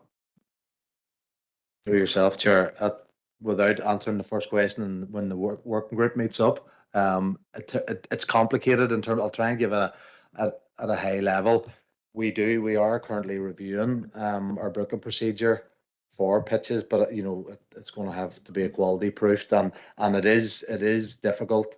It is difficult to try and get an understanding that, but at a really high level, if you have historic bookings at a site, you get a percentage weighting if you're from that local area. So if the pitch is located in that area and your club's base is there, you get a certain percentage score. If you're playing a higher league, so for example, if you need, just comes into my head, the Trojans pitch up at Oakland, if you play in the Northern Ireland Under 18 League, you need a higher standard of pitch, you get a higher weight. No, those are only three really high level areas. There's other areas that we look into, but we have been working on this probably the last 6 or 7 months, looking at a more robust procedure. It's still not going to keep everybody happy because we have more teams now than we've ever had. Even though we have more pitches, we have more 3G. We don't permit training on grass pitches in order to keep them playable for the 3 games per week. They're not maintained on that basis. But again, officers have been looking at over the summer period for a period of months, are there certain pitches that we could open up for training at grass facilities? Even if we do that, we're still going to have a big waiting list. So the working group is timely now in terms of how we can thrash all this out, looking at the booking procedure, looking at the maintenance regime, and also looking at the availability of grass pitches to train on in the summer months. They obviously can't be trained on in the winter because none of them have floodlights.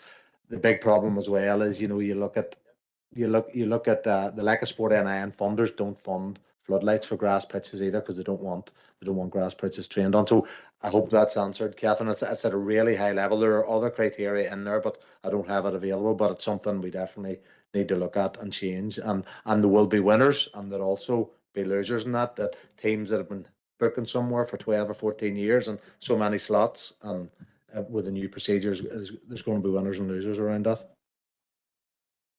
Do you want? Thank you very much, Barry. Just, I suppose the working group is timely, but it's not going to be timely enough for this year. So it means that there's going to be another year where it's, and this is, and I really apologise for describing it like this, but kind of willy-nilly, that's how it looks to the outside. So just one last question is, there's obviously a criteria. You've told us 3 of the criteria there, totally understandable ones. I can get it, especially if you're a club that has a pitch in your area. There's parts of this area that, or this district, that have no pitches, council or otherwise, in their area. I'm sure you know which ones we're talking about, but do the clubs know the criteria? So do the clubs know this is how this is worked through? Is it really clear and transparent to them that if, say, Foyle Harps gets so many and Don Bosco's doesn't get that, do they know why Foyle Harps got more and Don Bosco's didn't, or vice versa?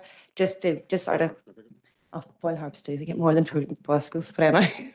Thank you. Through yourself, Chair. Yeah, the clubs know that what the booking criteria is, and the slots that become available. As I said, the difficulty being that it is weighted towards if you've had a regular historic booking, you score higher. If you're from that area, you score higher, and if your league. So we would be able to probably cater for 1 out of 4 at every site for the number of teams that play. We just don't have enough facilities. There's not enough hours in the day. So even if we completely revamp the booking procedure, short of investing, I wouldn't like to put a figure on in terms of grass pitches and 3G facilities, we're never going to be able to cater for the huge demand that is out there from teams right across. Every team now is boys and girls teams right down to the junior level, 5 and 6 year olds. So no matter about the booking procedure, we're never going to be able to, unless we develop double the number of facilities that we have, so that's the conundrum we're always faced with. Whatever your criteria is, there's not enough hours in the day, and there's not enough pitches available for teams to book. Thank you for that. And Councillor Boggs. Yeah, just briefly, and I presume that's me not to wish you all the best of luck, Chair, as well. I've been on a couple of times and I still haven't congratulated you on your new role, so good luck and look forward to working with you.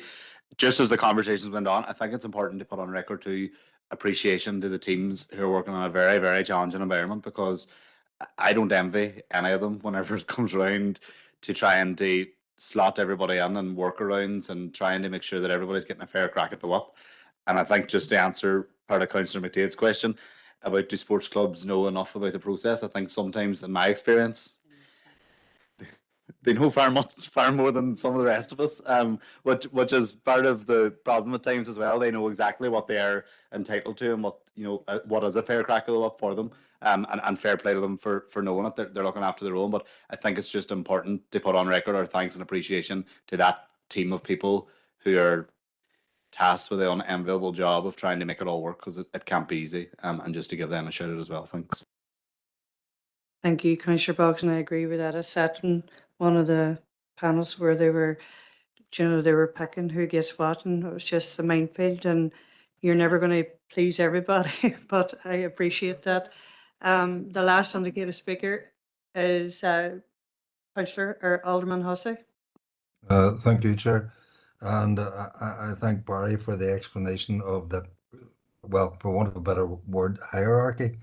And one thing that Barry omitted in that was, of course, the associations themselves are also involved in allocation of match fixtures, which impacts on the use of council facilities. I think one of the points that Councillor Turney brought up, particularly with regard to training, because with training, you also have the clubs who have their own grounds, but because they are protecting their playing surfaces for matches, they are also spilling out and seeking use of grass pitches for training. I know in my own area, indeed a club that I'm associated with, quite often will be in Oma or Irvinstown for training, because there's no availability within our own area. And they would try Strabane, they would try around the area, but they will go into another council area to attain facility for training in particular. I think in general, the match issues sort themselves out with associations and fixtures, but the issue of training is very important. And there isn't, we know from previous surveys, there is an under provision of pitches for football. Thank you. Thank you, Councillor or Alderman Hussey. Sorry, I'm never going to get used to this. Councillor Harkin. Thank you, Chair. And look, we probably strayed far from the discussion about Melvin, but I think it is a very important issue, and I welcome the proposal for a working group. And I think that I've had discussions with people in youth football across the board who've described it as a crisis now in terms of the lack of pitches, be it 3G, 4G, or grass, and that we're in a situation where children are dropping out of playing soccer because there's just not enough pitches to accommodate them. And I think that is the scarcity is the big problem, and there is just growing demand because whether it's boys and girls at all levels, different types of sports, there's huge demand now for provision. And I think that this is something the council has to take on board in terms of what we are doing to create more pitches. But even with the directive as well from the IFA around 9-a-side football up until the age 13, I mean, this is creating another set of pressures because in our area, we haven't been able to meet that. Clubs are not able to do that yet because there's not the pitches there. So it's very complex. And I think we have to try to make it as fair as possible. I think we have to work to try and increase provision. But I also think in the short term, we have to think about maybe creative ways of utilising pitches that are maybe not being used all the time. For example, some teams have been able to develop relationships with schools and have access to really great playing facilities at times when the schools are closed. So I think there might be a role through the working group of council trying to facilitate a discussion between teams that are looking for pitches and organisations, schools and others who have pitch availability, but when the school closes at 5 o'clock, there's nobody there or they're not used at the weekend. Look, there was something arranged at Foyle College with the hockey team. So there might be something that we can do there. And if we were able to do that, encourage schools to engage, and if there's an incentive for schools as well to engage in this, we could actually maybe unlock a lot more pitches. There's going to be even if there's goodwill around that, it's going to have to be resourced because somebody has to be there after 5 o'clock, maintenance people, grounds people that are looking after the facilities, and that's true for the weekend as well. So that's provision that the schools wouldn't necessarily have right now. So somebody would have to provide that if that was going to be an option, and if there was a willingness of some of the schools. A lot of schools have really fantastic facilities, but they're not used, and they could be used, and that could be part of a solution going forward for us if there was a willingness but I think we would need to play the facilitator role in moving that forward. So I think that might be, some of the work of the working group. Thank you. And Councillor Tierney, can you put your proposal through to Sarah if needed, just in the meantime?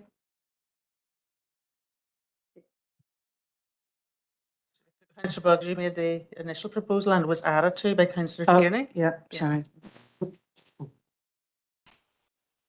Councillor McDaid, were you looking back in again?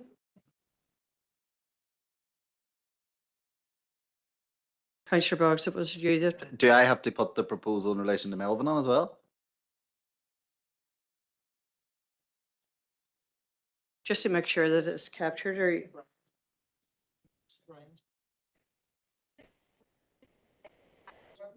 It's that simple, to be honest, that the council set up a working group to look at availability of grass pitches, availability stroke development of grass pitches. That's it. It'll take me longer to write it than it will, and they go through the. It's Sarah's first day, so I says I would get all the proposal put forward, so just to make sure she's captured it.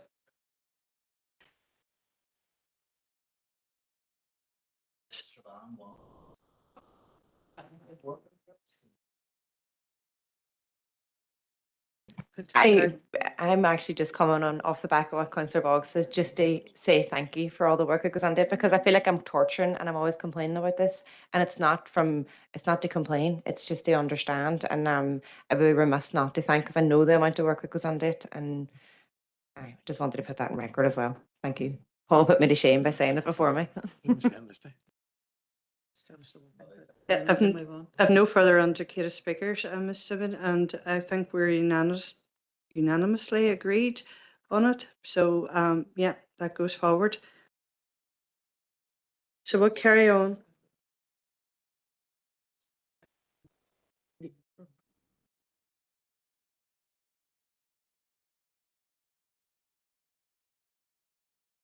So we're moving on to number 9, Strategic Sports Partnership Investment Programme budget, and that's Barry. Thank you, Chair. Members, is to seek your approval to carry forward 25,000 underspend for 25-26 for the delivery of this programme up to December 2027, and to seek your approval to allocate 18,835 from Sports Development Reserves to the Strategic Sports Partnership Investment Programme. Just in terms of the detail, members, and taking most of the report as read, but members, you previously approved a budget of 42,000 as part of the sports development reinvestment, and we're now seeking these additional investment. And you'll be aware from the last report, it means that we can fund all of the governing bodies that applied, and Rowan in particular has come in at the end, so we're able to fund all of those governing bodies over the next 2-year period. So we're, in terms of recommendation, that we can carry forward the 25,000 and approve allocating the 18,835. Thank you, Chair. Have we any indicated speakers? No. So we're happy to move on. Sorry. Go ahead, Councillor. No, just contented with the proposal, so I'll second it. Okay. So we're moving on to number 10, Be Active Support for Sport Grant Aid Programme. And just noting the non-pecuniary declaration from Councillor McHugh as a member of the Castleberry St Eugenians GAA. Chair, can I declare a similar interest with one of the clubs who are going to benefit from this? Thank you. And I'll hand over to Barry. Thanks, Chair. Members, the purpose is to seek your approval to allocate the funding under our Sports Grant Aid Programme. You'll be aware that groups can apply from £500 up to £2,000 per application, and all applicants are required to achieve a score 60% or above. We had 3 applications were deemed ineligible. 51 applicants were eligible to apply, and 45 of those received a score of 60% or over. And the assessment panel's recommendations were presented to the Sports Committee for approval at the end of May. As always, members, this is every year. The existing budget never caters fully for those clubs who scored 60% or above, and you'll see the funding outcome in your Appendix A. It's been agreed that a holding letter be issued to those applicants who scored between 60 and 64 in the event of additional funding becoming available later in the year. The total budget allocated through rates is 60,000, and a sum of 60,758.89 pence has been allocated to the sports clubs. We'll find the additional money through the additional sports development budget over the course of the year. So the recommendation that members endorse the decision of the assessment panel and sports committee, and that members approve that should underspends become available during the year, council will fund the next tranche of organisations who scored 60 or above on a priority scoring basis. Thank you, Chair. Thank you for that. And first indicated speaker is Councillor Boggs. Thanks, Chair, and declare an interest as a member of one of the sports clubs that will benefit. And also, I was at the sports committee meeting that made the recommendations in relation to this. I will propose it, but I'm going to say something that's maybe a bit unpopular. There's 8 clubs there who aren't going to be funded that were eligible for funding. Whenever we looked at the 25-26 funding allocations, and then looked at what was drawn down, there were a number of clubs who put applications in that didn't spend a penny and didn't spend any more than 10% of what they were awarded.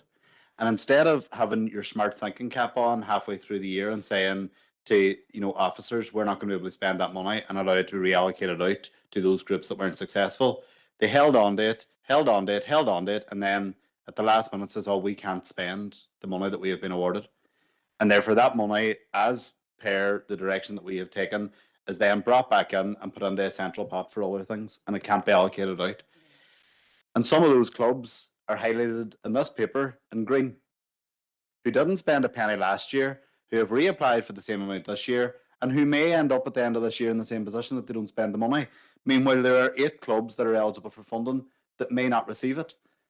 I think that's shocking that clubs or community organisations, whoever it is, continue to have this grab all approach that will just apply for whatever and have no intent. Now, there may be genuine reasons within some of them, but I don't think there's genuine reasons within the number that we've seen at the sports committee that didn't spend the funding.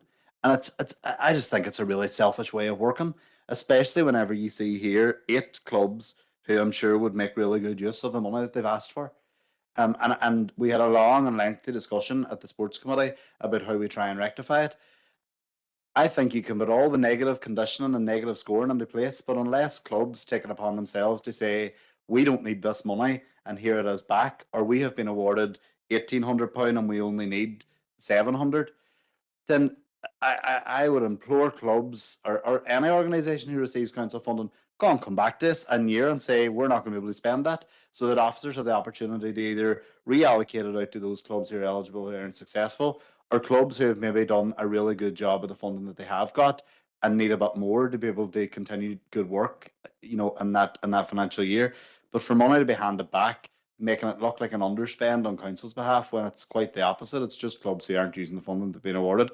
I think we should be long past that stage. I know even sitting on the local community growth partnership, the consensual model has kind of eradicated all that. But I don't think consensual works for every situation. And I think in situations like this, you still need this process.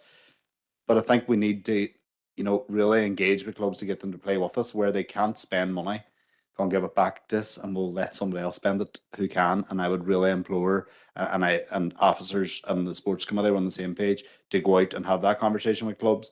But if there are any of them listening in, please take the advice on board so that we can try and get the money back out to people that can use it. And I know I maybe laboured the point, but I don't think we can labour it enough, because it's a really sad situation whenever you see clubs not being funded. Thank you, Councillor Boggs, and I agree wholeheartedly. For somebody selfishly to hold on to money to not give us that indication, it denies other clubs the opportunity to run the vital programmes that they would have. Our next indicated speaker is Councillor McDade. Thank you, Chair, and I'm happy to second the paper, and thank you very much for it, Barry. I wasn't on the sports committee in this most recent year, but the year before we had exactly the same conversation around clubs keeping the money. And I think you're right. I think it's people just applying for everything. And it happens not just in sports clubs and community organisations. There's some people who are just brilliant at filling in those forms, and they get all the money and then they don't know how to spend it, or they don't need it. So I do think that we do need to think about a more creative way around those kind of check-ins, maybe once a quarter. Are you kind of a quarter away through your spend? Do you have a plan? And I know that's a resource that's difficult from an officer perspective, but just to make sure that the money can be reallocated, because possibly they're just not thinking about it. It comes in and they just haven't thought about it until it's too late, because they're being chased in for receipts. So it's like, oh geez, we didn't spend it. So I think if we can maybe try and think about check-ins once a quarter and offering, look, if you're not going to spend it, don't worry, you can still reapply next year, but we can reallocate it this year if you give it back. So not happy. And then the other thing I notice is it's always brilliant to see all the different sports on there. So it's not just football and Gaelic, I suppose, in Derry, but there's hockey and there's angling and there's cycling. It's great to see all the different sports getting allocation. So thanks very much for the paper and all the work. Thank you. Thank you, Councillor McDade. Were you seconding? Yeah. Okay, and the next indicated speaker is Alderman Hussey. Thanks again for the opportunity, Chair. And as Councillor Boggs knows, I was in on that meeting as well, and I can endorse what he has said about the unrest within the committee when these figures were presented to us. It's absolutely scandalous that people would apply for a grant, be awarded that grant, and not use it, because effectively they're blocking others further down the list. Not acceptable. And just for clarity, if I remember correctly, there are actually some on that green list who did not utilise their funding last year. I'm asking through you, Chair, Councillor Boggs, that as far as I can remember, that was actually the case, and make me wonder why they're allowed to be on the green list. Thank you. Thank you, Alderman Hussey. I'm not hearing any other dissent. Thank you, Chair. And I don't want to go on. Catherine's already addressed the paper on our behalf, but I just want to point out, and I agree with Councillor Boggs around the recycling of the money, etc.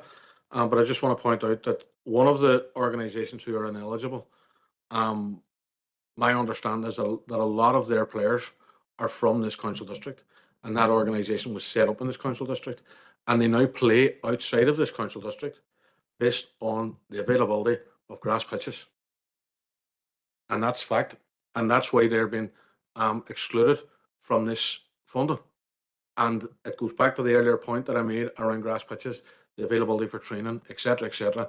And here we have an organisation, and I don't know how they scored in the going through the process, but the reality is that a lot of their players, the majority of their players, are from this council district. But because we don't have the availability for them within this council district, their organisation and their club has now been punished. And I don't think that's fair. Thank you.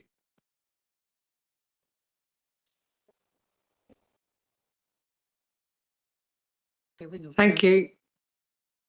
I guess the last of the indicated speakers, I take it, yeah. So we're happy to move on. Number 11, external independent evaluation on the End in Violence Against Women and Girls programme, and that's Barry. Thanks, Chair. Members, going to take the report as read, but just in terms of the detail around it, to seek members' approval to issue a letter of offer for £10,000 to On Street Community Youth, the lead group for the Ballyarnett DEA, subject to council receiving a letter of offer from the Executive Office, and to members there's an update on the findings and recommendations within the report from the external independent evaluation carried out on the EVA-WG programme in the last 2 years, with specific focus on the 3 rural DAs, and that's in your Appendix A, and you'll see some of the issues around that. And also there's an update, members, on the proposed procurement of a specialist organisation to deliver on identified in violence against women and girls priorities in the rural DAs of Spurn and Faughan, who are coming together. Happy to answer any questions around this. Chair, thank you. Thank you. And Councillor Tierney. Thank you, Chair. Just to declare an interest as a board member on street community youth. Thank you. And next syndicated speaker is Councillor Hutton. Thank you, Chair, and I'm happy to propose the paper. I just wanted to make a few comments in relation to Mary Breen Smith's evaluation, which I think is excellent. And I think that one of the standouts from that is that 42% of males and 38.4% of females had taken part in some of the programmes across the DEAs.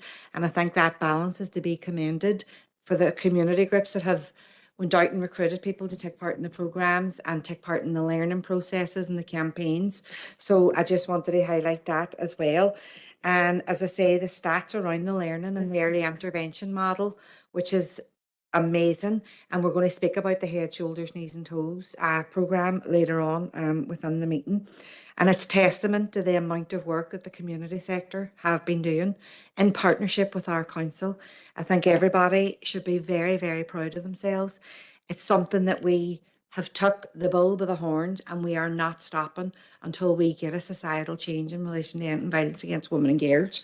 And I think Mary Breen Smith doing the shared learning event over at the Waterside Shared Village was a brilliant thing to do, because what we have been speaking about throughout this whole process is how we bring all the organisations together in order to combat this scourge within our communities. But it's also to avoid that duplication work that we don't want to see happen either, so that everybody is concentrating on one element of what they are good at and being the subject matters of.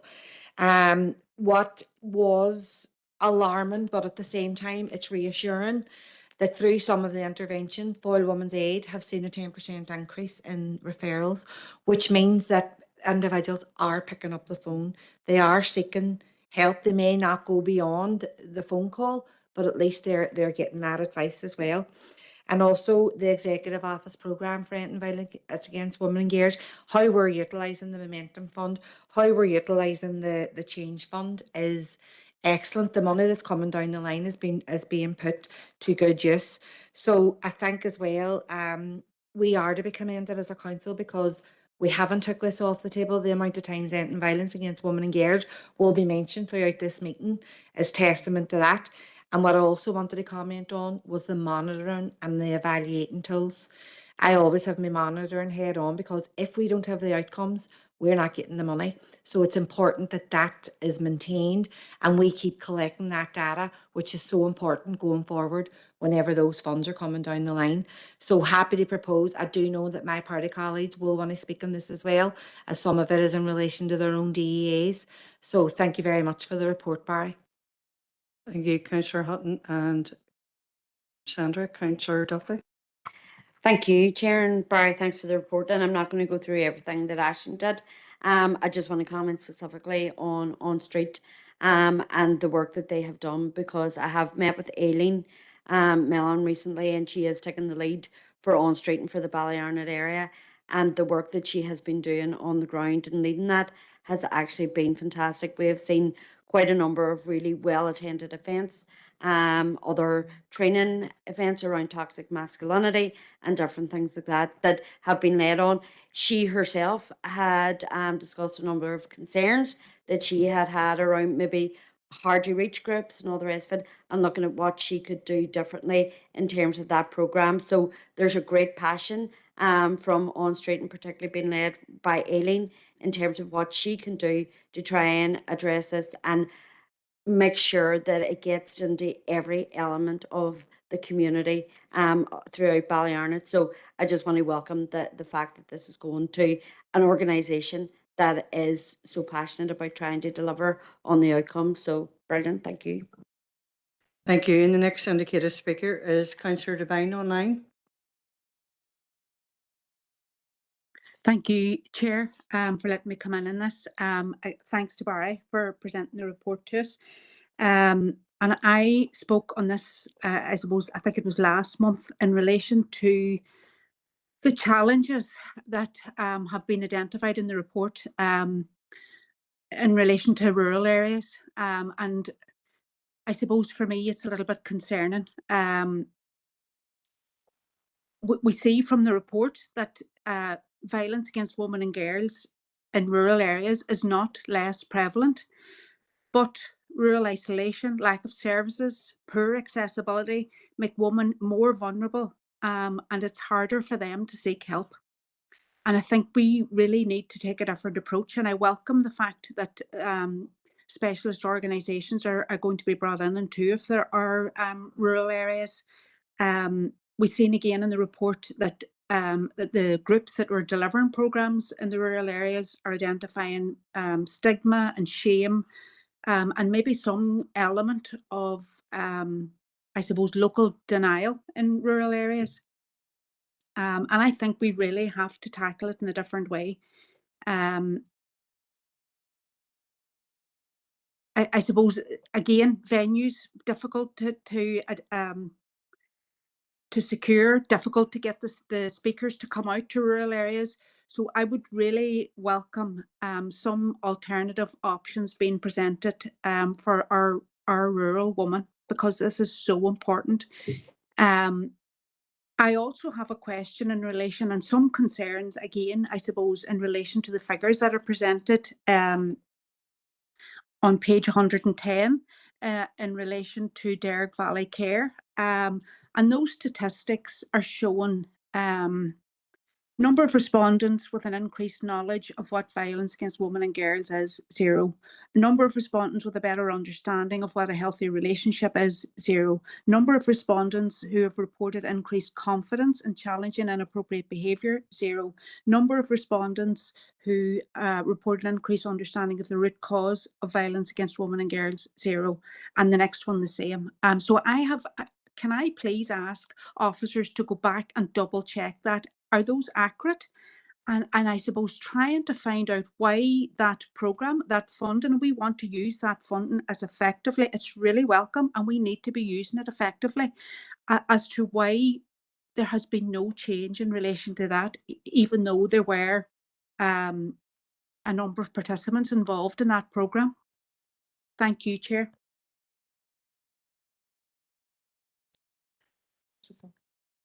Yep, the officers will come back to you on that, Caroline. I'm just noting that Councillor Duffy is seconding that proposal. The next indicated speaker is Councillor McDaid. Thank you, Chair, and thank you for the report, Barry. Happy to support it, obviously, from SDLP perspective. Like Aisling has said, how much this is talked about in our council, we should be proud of ourselves. We have been very strong on this issue and we need to continue to be very strong. I also want to agree with what Sandra has said about Aileen and in Ballyrunnet on street, how Aileen has engaged with difficult to engage people in a really creative way has been brilliant, and using the funding that she's got in a practical way is exactly what we should be asking people who get this funding to be doing.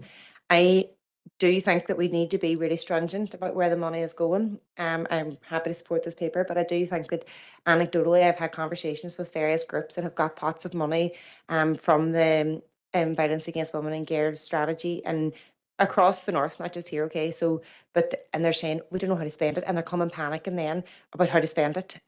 So I think it's similar to the paper before, just making sure that it's being used, and that the evaluation shows that it has been used really well here in our council area. So it's just about keeping on top of that and making sure it's been used, that it's actually making an impact in people's lives.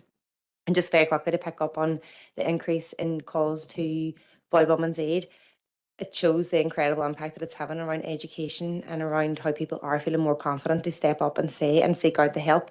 My worry there is that Foyle Women's Aid aren't getting any extra funding, so they're using the same resources and they're going to be overwhelmed. So we need to be thinking too about Foyle Women's Aid and services like that and how they're going to support the women who are then coming through. So thank you. Okay, Councillor McDade and Alderman Cook. Thanks, Chair, and thanks to Barry for the report. And I'm not, or Sandy, you've seconded the report anyway. So obviously ending violence against women and girls is a major issue. And our council should be proud of themselves, and we have taken a strong stance on it, and demonstrated leadership for quite some time. So because we don't take it off the table and it is discussed, it is showing that leadership. So in any way that we can be helping address violence against women and girls, we should be doing. And just in regards to the Fun and the Sparing DAs as well, they are deserving of this opportunity. Domestic violence doesn't operate by a postcode, and everyone across our district should have the ability to access the services and the support that they do rightly deserve. So thanks again, officers, for all your work on it, and thanks for the opportunity to speak. Thank you, Alderman Cook. I don't hear no dissenting voices, so we'll just move on to the next item, which is item 12, Annual Health and Safety and Consumer Protection Service Plan, and I'll hand it over to Seamus. Thanks, Chair. Members, the report and attached service plan outlines how Council intends to comply with statutory duties in relation to delivering health and safety and consumer protection services within this council area. There are almost 3,000 premises on the health and safety database, which form part of a targeted inspection programme. The plan also outlines joint initiatives to be carried out with HSE&A as part of a joint strategy for better regulation. These areas include gas safety, asbestos, workplace violence, and motor vehicle repair. The Chair's recommended committee endorse the service plan. Thank you, Seamus. Is there any indicated speakers proposed? Happy days. Proposed by Councillor Duffy and seconded by Councillor Boggs. No indicated speakers, so we'll move on. I'm conscious it's 6 o'clock, but we'll just rattle through it, okay? So item number 13, consultation response on proposed animal welfare policy reforms in Northern Ireland, and I'll hand that to Seamus. Thanks, Chair. Members, I'll be brief. On the 5th of May, DAERA issued a consultation document seeking views on proposed changes to both animal welfare and dog control policy areas, which include regulation of rescue and rehoming organisations, increase in dog licensing fees, a ban on specific training devices, and microchipping requirements for dogs. The draft consultation responses include in Appendix 1, and while officers' response agrees with many of the proposed changes in principle, it does highlight concerns regarding the department's proposal to give additional enforcement responsibilities to councils without the required resources. And members, you're asked to consider and approve the consultation response, which is to be submitted to the department by the 30th of June. Thank you, Chair. Thank you, Seamus. Councillor Boggs. Swear I'm going to stop talking after this one. Thank you, Seamus, for the report and for the response as well. There's a lot on it that I would obviously agree with, and it's a very comprehensive response, so thanks to officers for that. I think it does highlight as well some of the concerns that we have in relation to the approach that's been taken in a number of areas, and rightly points out that there is some issues that there's not enough clarity provided on, and we need to see more clarity coming forward.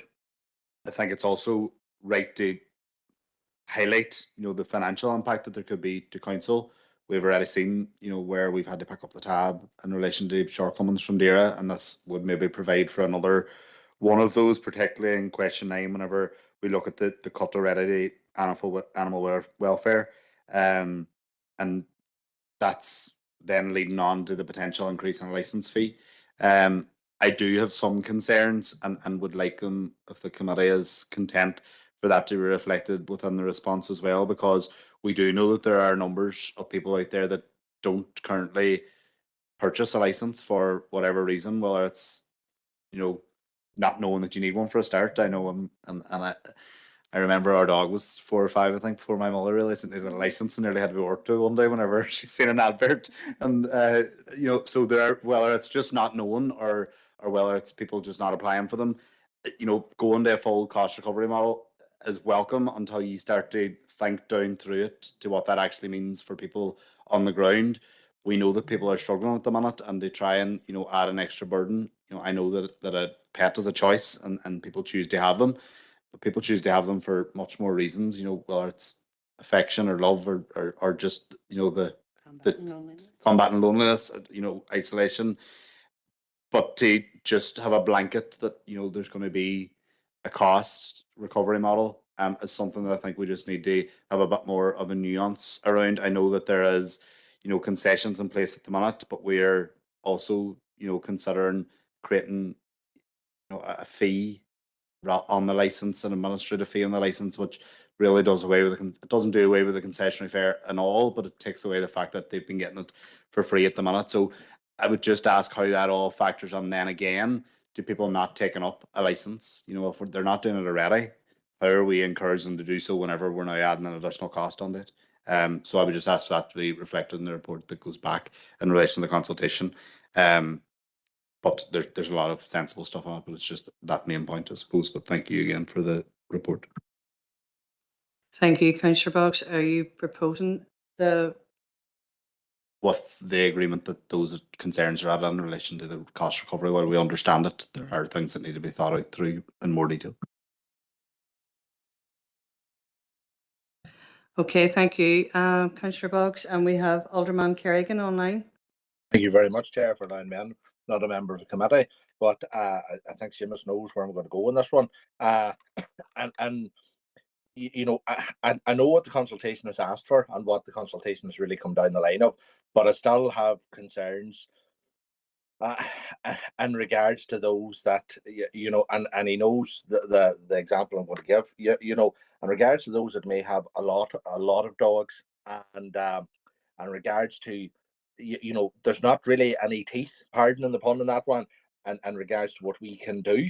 If there are people that are not dealing with animals correctly and appropriately, unless someone is willing to hand over the animal to the officers at council, you know, we're kicking about and things are going to court, and it's taken so long. And if those animals are not being looked about, and the welfare attacks and the agricultural attacks that we've had there in regards to sheep farmers and the pure torture that they had for 3 years and still are having because of individuals, you know, it's all right saying, oh, that my wee pup wouldn't touch nothing. I've seen the devastation that animals that aren't properly looked about can, and I don't see that there's enough in it. But I know that's not where Dara have came from in regards to trying to that we would have certain powers, but that they need to be funded because there's just that difficulty with it there. And just and I do take on board the points as even has just been touched by the previous member in relation to a lot of people have an animal as an element there of something that distracts them and takes away from loneliness or when they're on their own and that. But again, it is one of the policies through housing executive, and we have a lot of our residents across the city and district and housing executive homes. They're allowed one animal. It doesn't specify what it is. It's one animal. Should it be a goldfish? Should it be a canary? Should it be a dog? That's technically to that of the law. And regards to everyone signing on for housing executive tenancy, but it's obviously it's not enforced and it's not adhered to by a lot of people. But no, just those sort of concerns, Seamus. But I know it's not really opened up for us to really emphasize that. But and I'm hoping that example in the DARE DA is a one-off. But it's an example I don't want to ever see replicated again. Thank you very much, Chair, for that. Thanks, Alderman Kerrigan. And the next indicated speaker is Councillor Donnelly. Thanks, Chair. No, it's just that having read this earlier, you know, I was, as Councillor Boggs said, there's a lot of good stuff in it, but I had the same concerns about the increase. You know, there is people who have dogs or pets, and it is, you know, it's very, very important to them. And, you know, when they pass away, it's almost like I know people that will never get another dog because they were so devastated. There's people who will get into debt and pay thousands of pounds to vets in order to try and maintain their dog's life. And so they will pay whatever they have. But I do have the concerns on the increases. You know, I myself have a dog, and it was a rescue dog. It was got out of the pound, and you know, without being sexist, I would say man's best friend, person's best friend. They are loyal. They fault. But I'm just concerned that there is a cost with taking dogs too. There is a cost with taking dogs from the pound and feeding them, giving them shelter, vet bills, and all of that. And I just would worry that increases and everything is going up. You know, if we impose increases, then that might prevent people from going down that road. And then if there's less dogs being rescued, for want of a better word, then that's going to increase the costs of council or looking after these dogs. And so I just want to put on record I do have the same concerns as Councillor Boggs. Thank you. Thank you, Councillor Donnelly. And are you happy enough to second that based on the alterations that Councillor Boggs? Fair, I'll be honest with you, I'm in two minds. You know, it does seem a nominal fee, but I do have them concerns. So at this stage, I'm going to sit on the fence because I'm toying with the issue. I haven't. I only read the notes today, and I want to look into it a wee bit more. So I'm going to sit this one out and then adopt a position for full council. Is anybody happy to second that? By any other indicated speakers?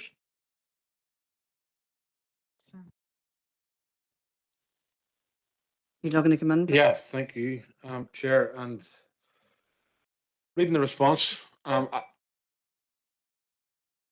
agreed with a lot of it, but listening to the conversation, I would be happy with if the comments that Councillor Boggs has alluded to are included.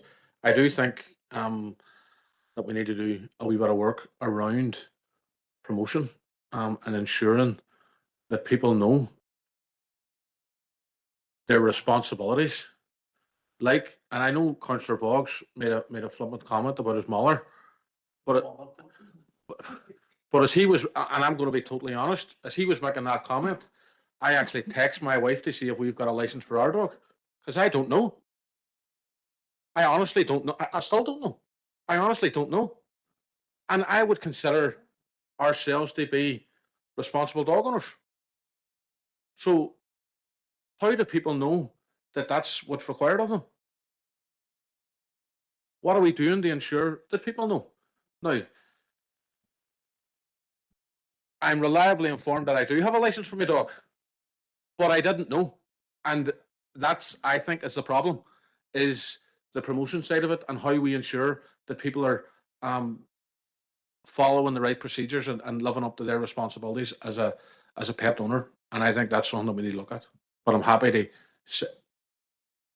second if it hasn't been set. I think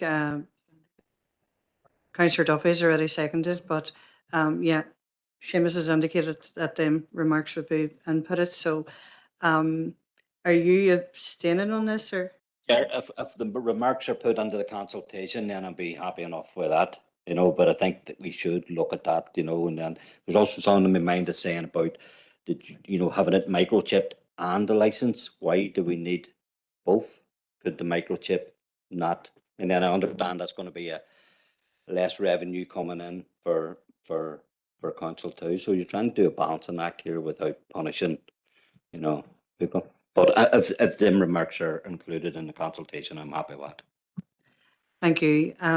Okay, so that is the end of item number 13, and the next items are open for information and ticking them as read. So I'm just going to go down each one of them if you can indicate whether you want to come in or not. So item number 14. Councillor Harkin. Thank you, Chair. Look, the discussion of the anti-poverty strategy and the failure of the Stormont Executive and the Communities Minister to put forward a workable anti-poverty strategy that will have an impact on people's lives is an ongoing disgrace. and scandal. And in a lot of ways, I think that there has been an attempt to deflect from the failure of ministers and government to actually do that. And I'm sure some of the blame that has been apportioned to migrants for the deprivation, the lack of housing, the lack of access to waiting lists, this has been engineered in order to take responsibility away from those who can actually make a huge difference to people's lives. And that's why this is what's happened over the last week is sickening, because there should be uproar and outrage and protests about the failure to actually implement an anti-poverty strategy, yet there isn't. So a question for the people who are burning buses and destroying homes and intimidating workers is, why would they not, where's the outrage when it comes to the failure of our government to implement something that we've been waiting on now for literally decades? And that's, and this is something that so much work has been done on, so much expectation has been built around, and yet there is not the outcry that there should be compared to what's happening over the last week. So what the engagement with the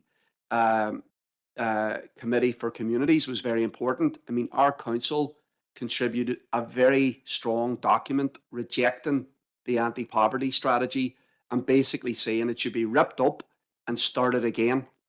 And because it wasn't actually going to make any difference to people's lives. That's the problem with it. It's not going to impact child poverty. It's not going to bring households out of deprivation.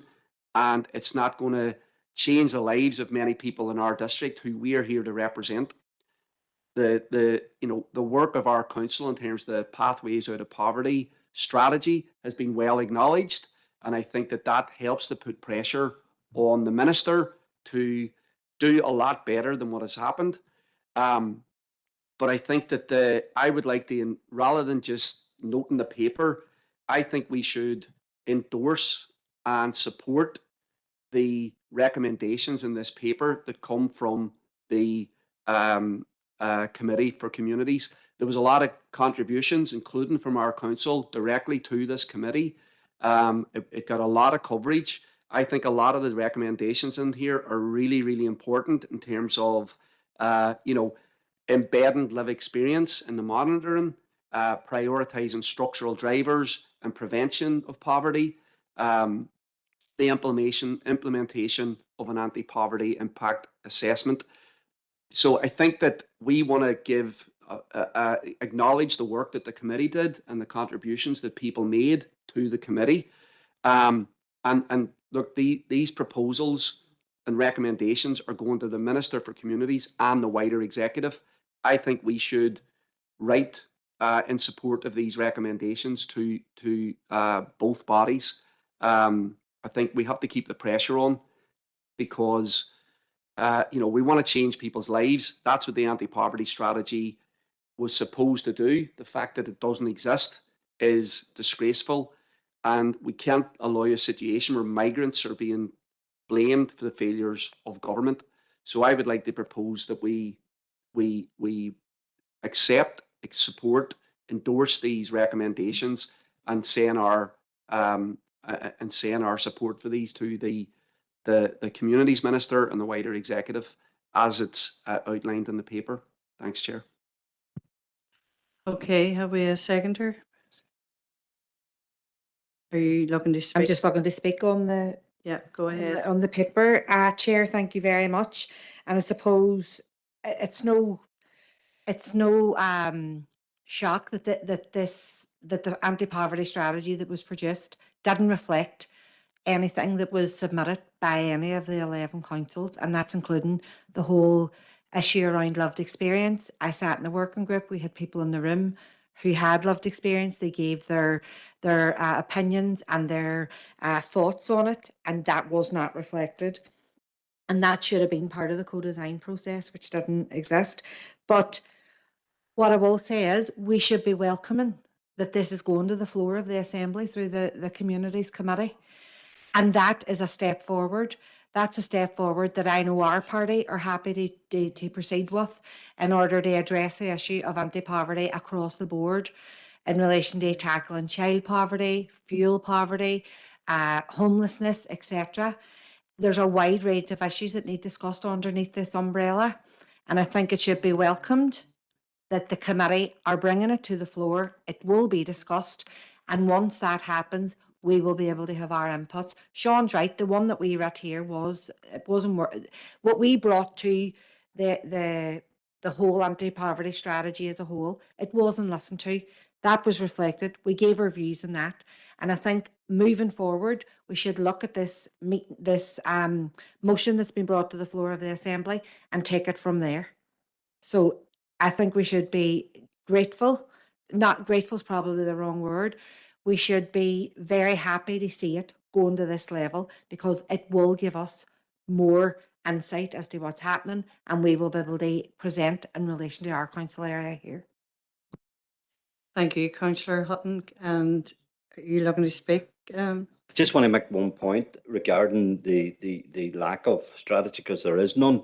But we've had lengthy discussions in here on violence against women, and then the whole issue about the violence and the scapegoating of immigrants. You know, some of the criticism about the lack of strategy and you know, there was no strategy. It was a load of rubbish. But it was it highlighted the absence of gendered or intersectional analysis, particularly regarding how poverty disproportionately affects women, carers, and marginalised groups. And then some of the most vulnerable people are people who are the brunt of violence. And here is a strategy that lack of strategy, but we're within decades on, and we can see what's happening outside of that. I just wanted to make that point to the discussion. Thank you, Councillor Donnelly. We have a proposal. Are you looking to speak? Or? Thank you, Chair. Just to, I suppose, put on record, obviously we welcome this as well, that it is going to be debated, and I think that's what Sean was saying as well. So just to understand, you're wanting to write a letter to support that it's going to, so I'm happy to second that the council supports the going to the floor. You know, I think that's fair enough. Thank you. Okay, I don't hear any dissenting voices, so we'll just take that as agreed. Item 15. Is anybody looking to make any remarks? No. Number. Chair, myself. Sorry, go ahead, Alderman Hussey. Thank you, Chair, for the opportunity. It's just a clarity. I'm looking at the cases which are highlighted in this under 3.3, and I'm looking at 3.31, 3.34, and 3.37, all the same charge, I presume, with regard to failure to license a dog, and different outcomes. I notice that it's 3 different dates, so it's obviously 3 different courts. I don't know if it's 3 different magistrates that are dealing with it, but is there any explanation as to why that is? You know, where's equality under the law?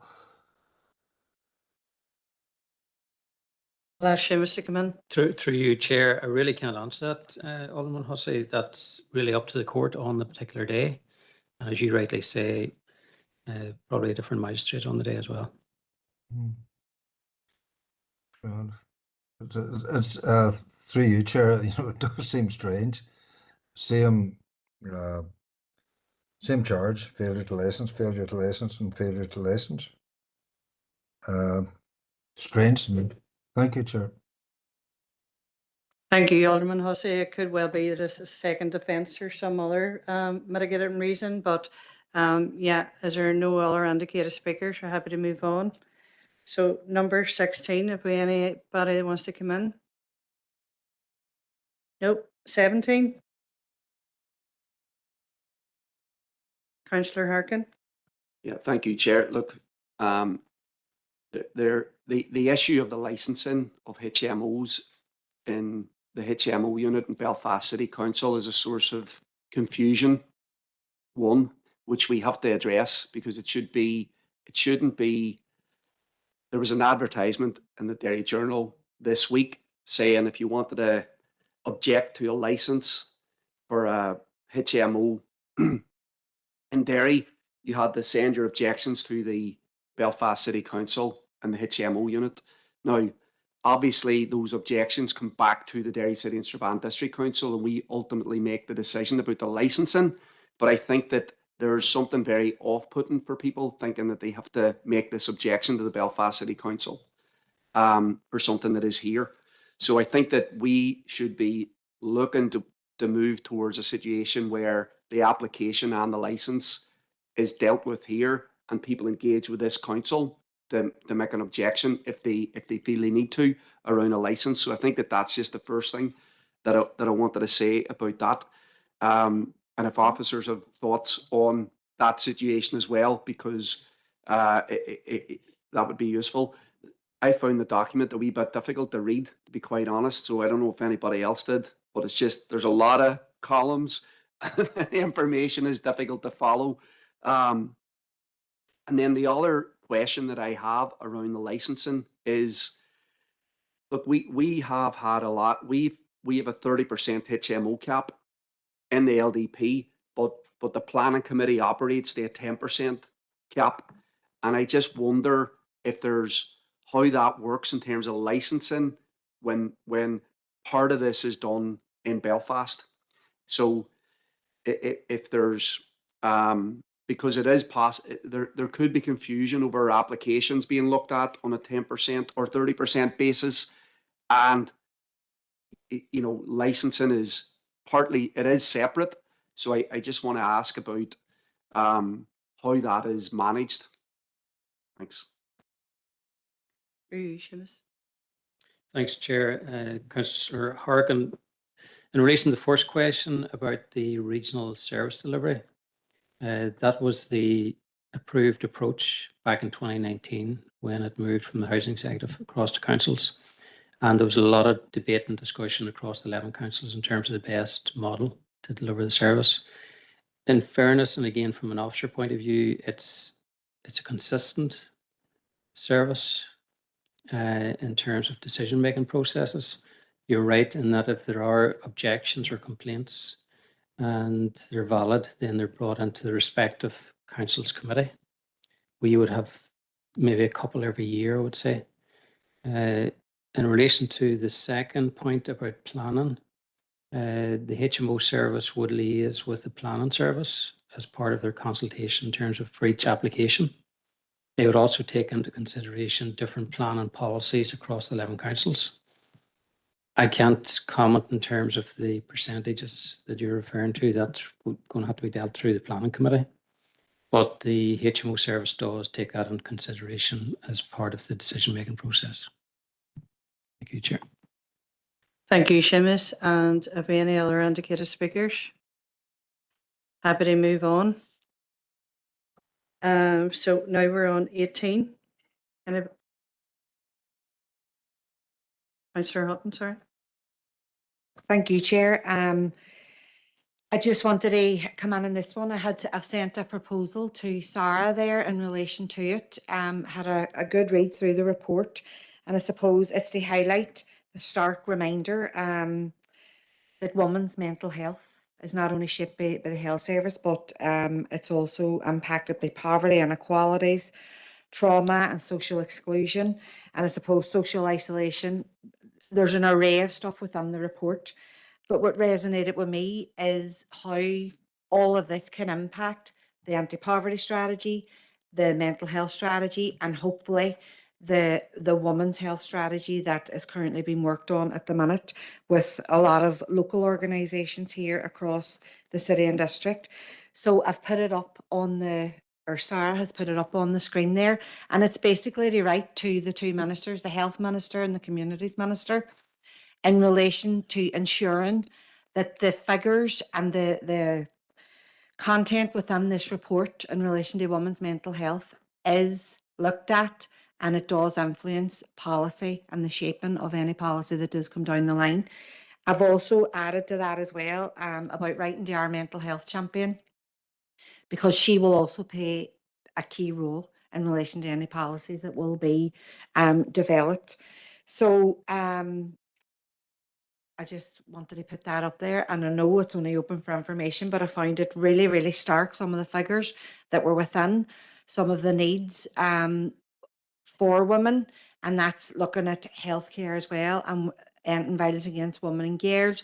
We're looking at all the waiting lists in relation to endometriosis, menopause hubs, and stuff like that. So I just wanted that letter done arising from this report, because although it's open for information, it's a really, really, really important document, and it should be discussed, it should be debated, and the content within should be within both all the anti-poverty strategy, mental health strategy, and what will be hopefully a women's health strategy as well. Thank you, Councillor Hutton, and Councillor Harkin. Thank you, Chair. And I agree with Councillor Hutton. I think that this is a very, very important report. And I want to commend the work of Siobhan Harden, who led the research on it. And I think that in a context where we've been talking about violence against women and girls, I think we also have to think about the violence of poverty, the violence of misogyny in the health service, which I think that we're all gaining. Those of us who maybe didn't have a great understanding of it are gaining a better grasp of it. So, I mean, one of the things that came out of the survey was that, or the research was that 52% of women says that they didn't feel that they had support for mental health issues, which I think is a huge number. And that's why this report is so useful. And we don't want this report to simply become another report that sits on a shelf somewhere. We want this acted upon, and I think we have to think about this being acted upon along the lines of implementing a strategy to eradicate violence against women and girls. That this has to happen along with that, and the report itself, the research itself, it argues that the executive needs to prioritise funding for mental health for women, and actually, along with implementing the anti-poverty strategy. So it very much ties together the issue of ill mental health with deprivation. And I think that those two things are very, very clear. So, and where we have high levels of deprivation, we also have high levels of poor mental health. And I think that that's why doing nothing about poverty is a disaster. And obviously, both things need to go together. So I am reading Councillor Hutton's proposal. I'm sure I will be happy to support it. But what I also wanted to do today is there's recommendations that are in the paper. I think we should just, support and get behind those recommendations, so that we're not just noting the paper. I think it's very important that we see this as something that people want acted on, and there was a lot of work that went into it. And it's connected to a lot of the other issues that we are advocating and campaigning on. So if we have a second now to read this, I'll be happy to do that as well. Thank you, Councillor Harkin, and you're seconded in that proposal.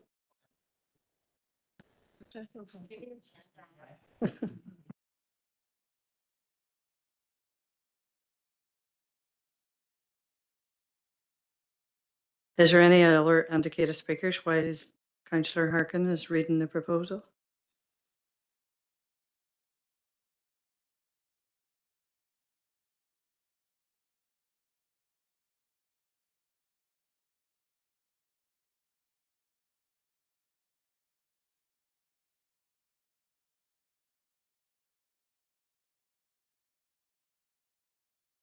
Chair, I'm not sure if you have a seconder or not in the room, but I'm happy to second the proposal. Thank you, Councillor Devine. We have a seconder, Councillor Harkin. I'll just wait for you to read it and then make sure we're unanimous. I don't hear any dissenting voices.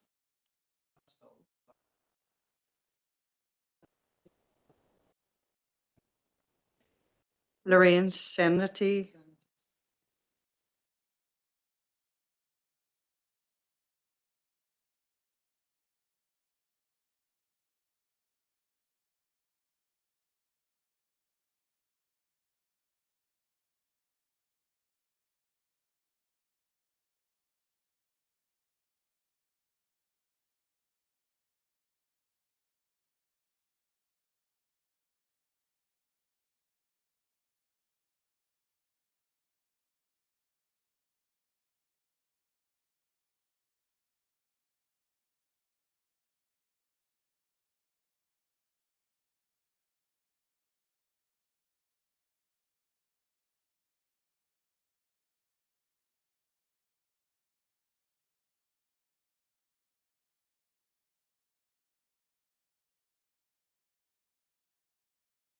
If you could even email it to Sean, Lorraine, he's the only one that's.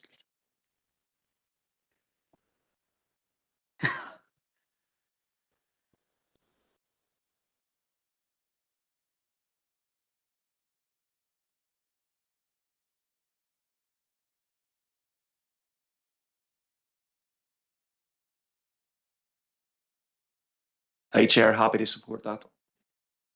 Hey, thank you. Well done. We have to be able to read it. Moving on. Needed to read it. Item number 19, there was no descending voices, so that's obviously gone. So item number 19, head, shoulders, knees and toes. Any comments? No, thank you. Number 20. Are you looking to come in? All right, okay. Number 19, Alderman Cook. I just wanted to obviously just thank council officers for their hard work on trying to get the working group of end of violence against women and girls off the ground. And I understand obviously a series of meetings have to take place, you know, to promote the collaboration and as Ashley mentioned earlier, they take away that duplication, you know, that we've been seeing. So yeah, I just wanted to say I'm looking forward to hearing the outcome and to get things started. So thank you very much for your work. Thank you, Alderman Cook. Any other comments? Happy to move on. Number 20, correspondence. Any comments? Happy to move on. Number 21, consultations. Councillor Bog. Can I just piggyback off the back of 2 consultations for DERA? Now, I don't know if it went in other committee or I missed it in this one, but there was a consultation open in relation to the public angling estate, which is now closed. But I recently met with DERA officials on site, and the minister is looking over recommendations in relation to the public angling estate. We have a corporate position in this council that we want to see Murlock develop further, not at our cost, but that we want to see DERA working to expand its use and all the rest. So even though that deadline has passed, officials have informed me that the minister is still looking at it and is open to taking on views. So I've just put forward a short proposal that we write to the minister, urging him that because of the benefits that Murlock provides and because of our council position, that we ask him to look favourably on it as part of any ongoing review. So just, it's a very simple proposal, but I think it's important to make just to restate our own council position. Thanks, Chair. Thank you. Councillor Boggs, have we got a seconder for the proposal? Councillor Hutton, sorry. Have you had time to read it, Sean?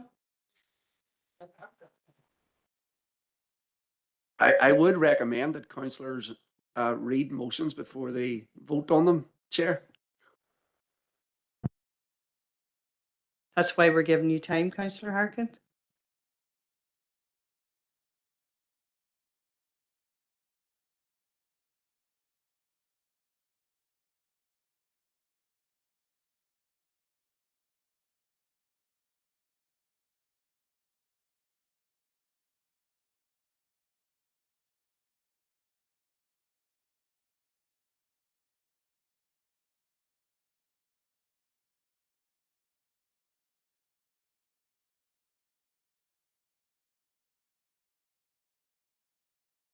Are you content, Councillor Harkin?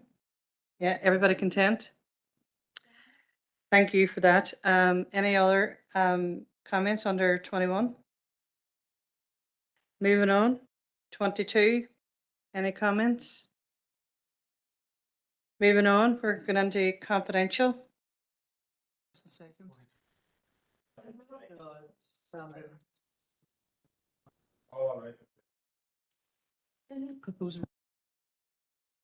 Can somebody propose to go into confidential?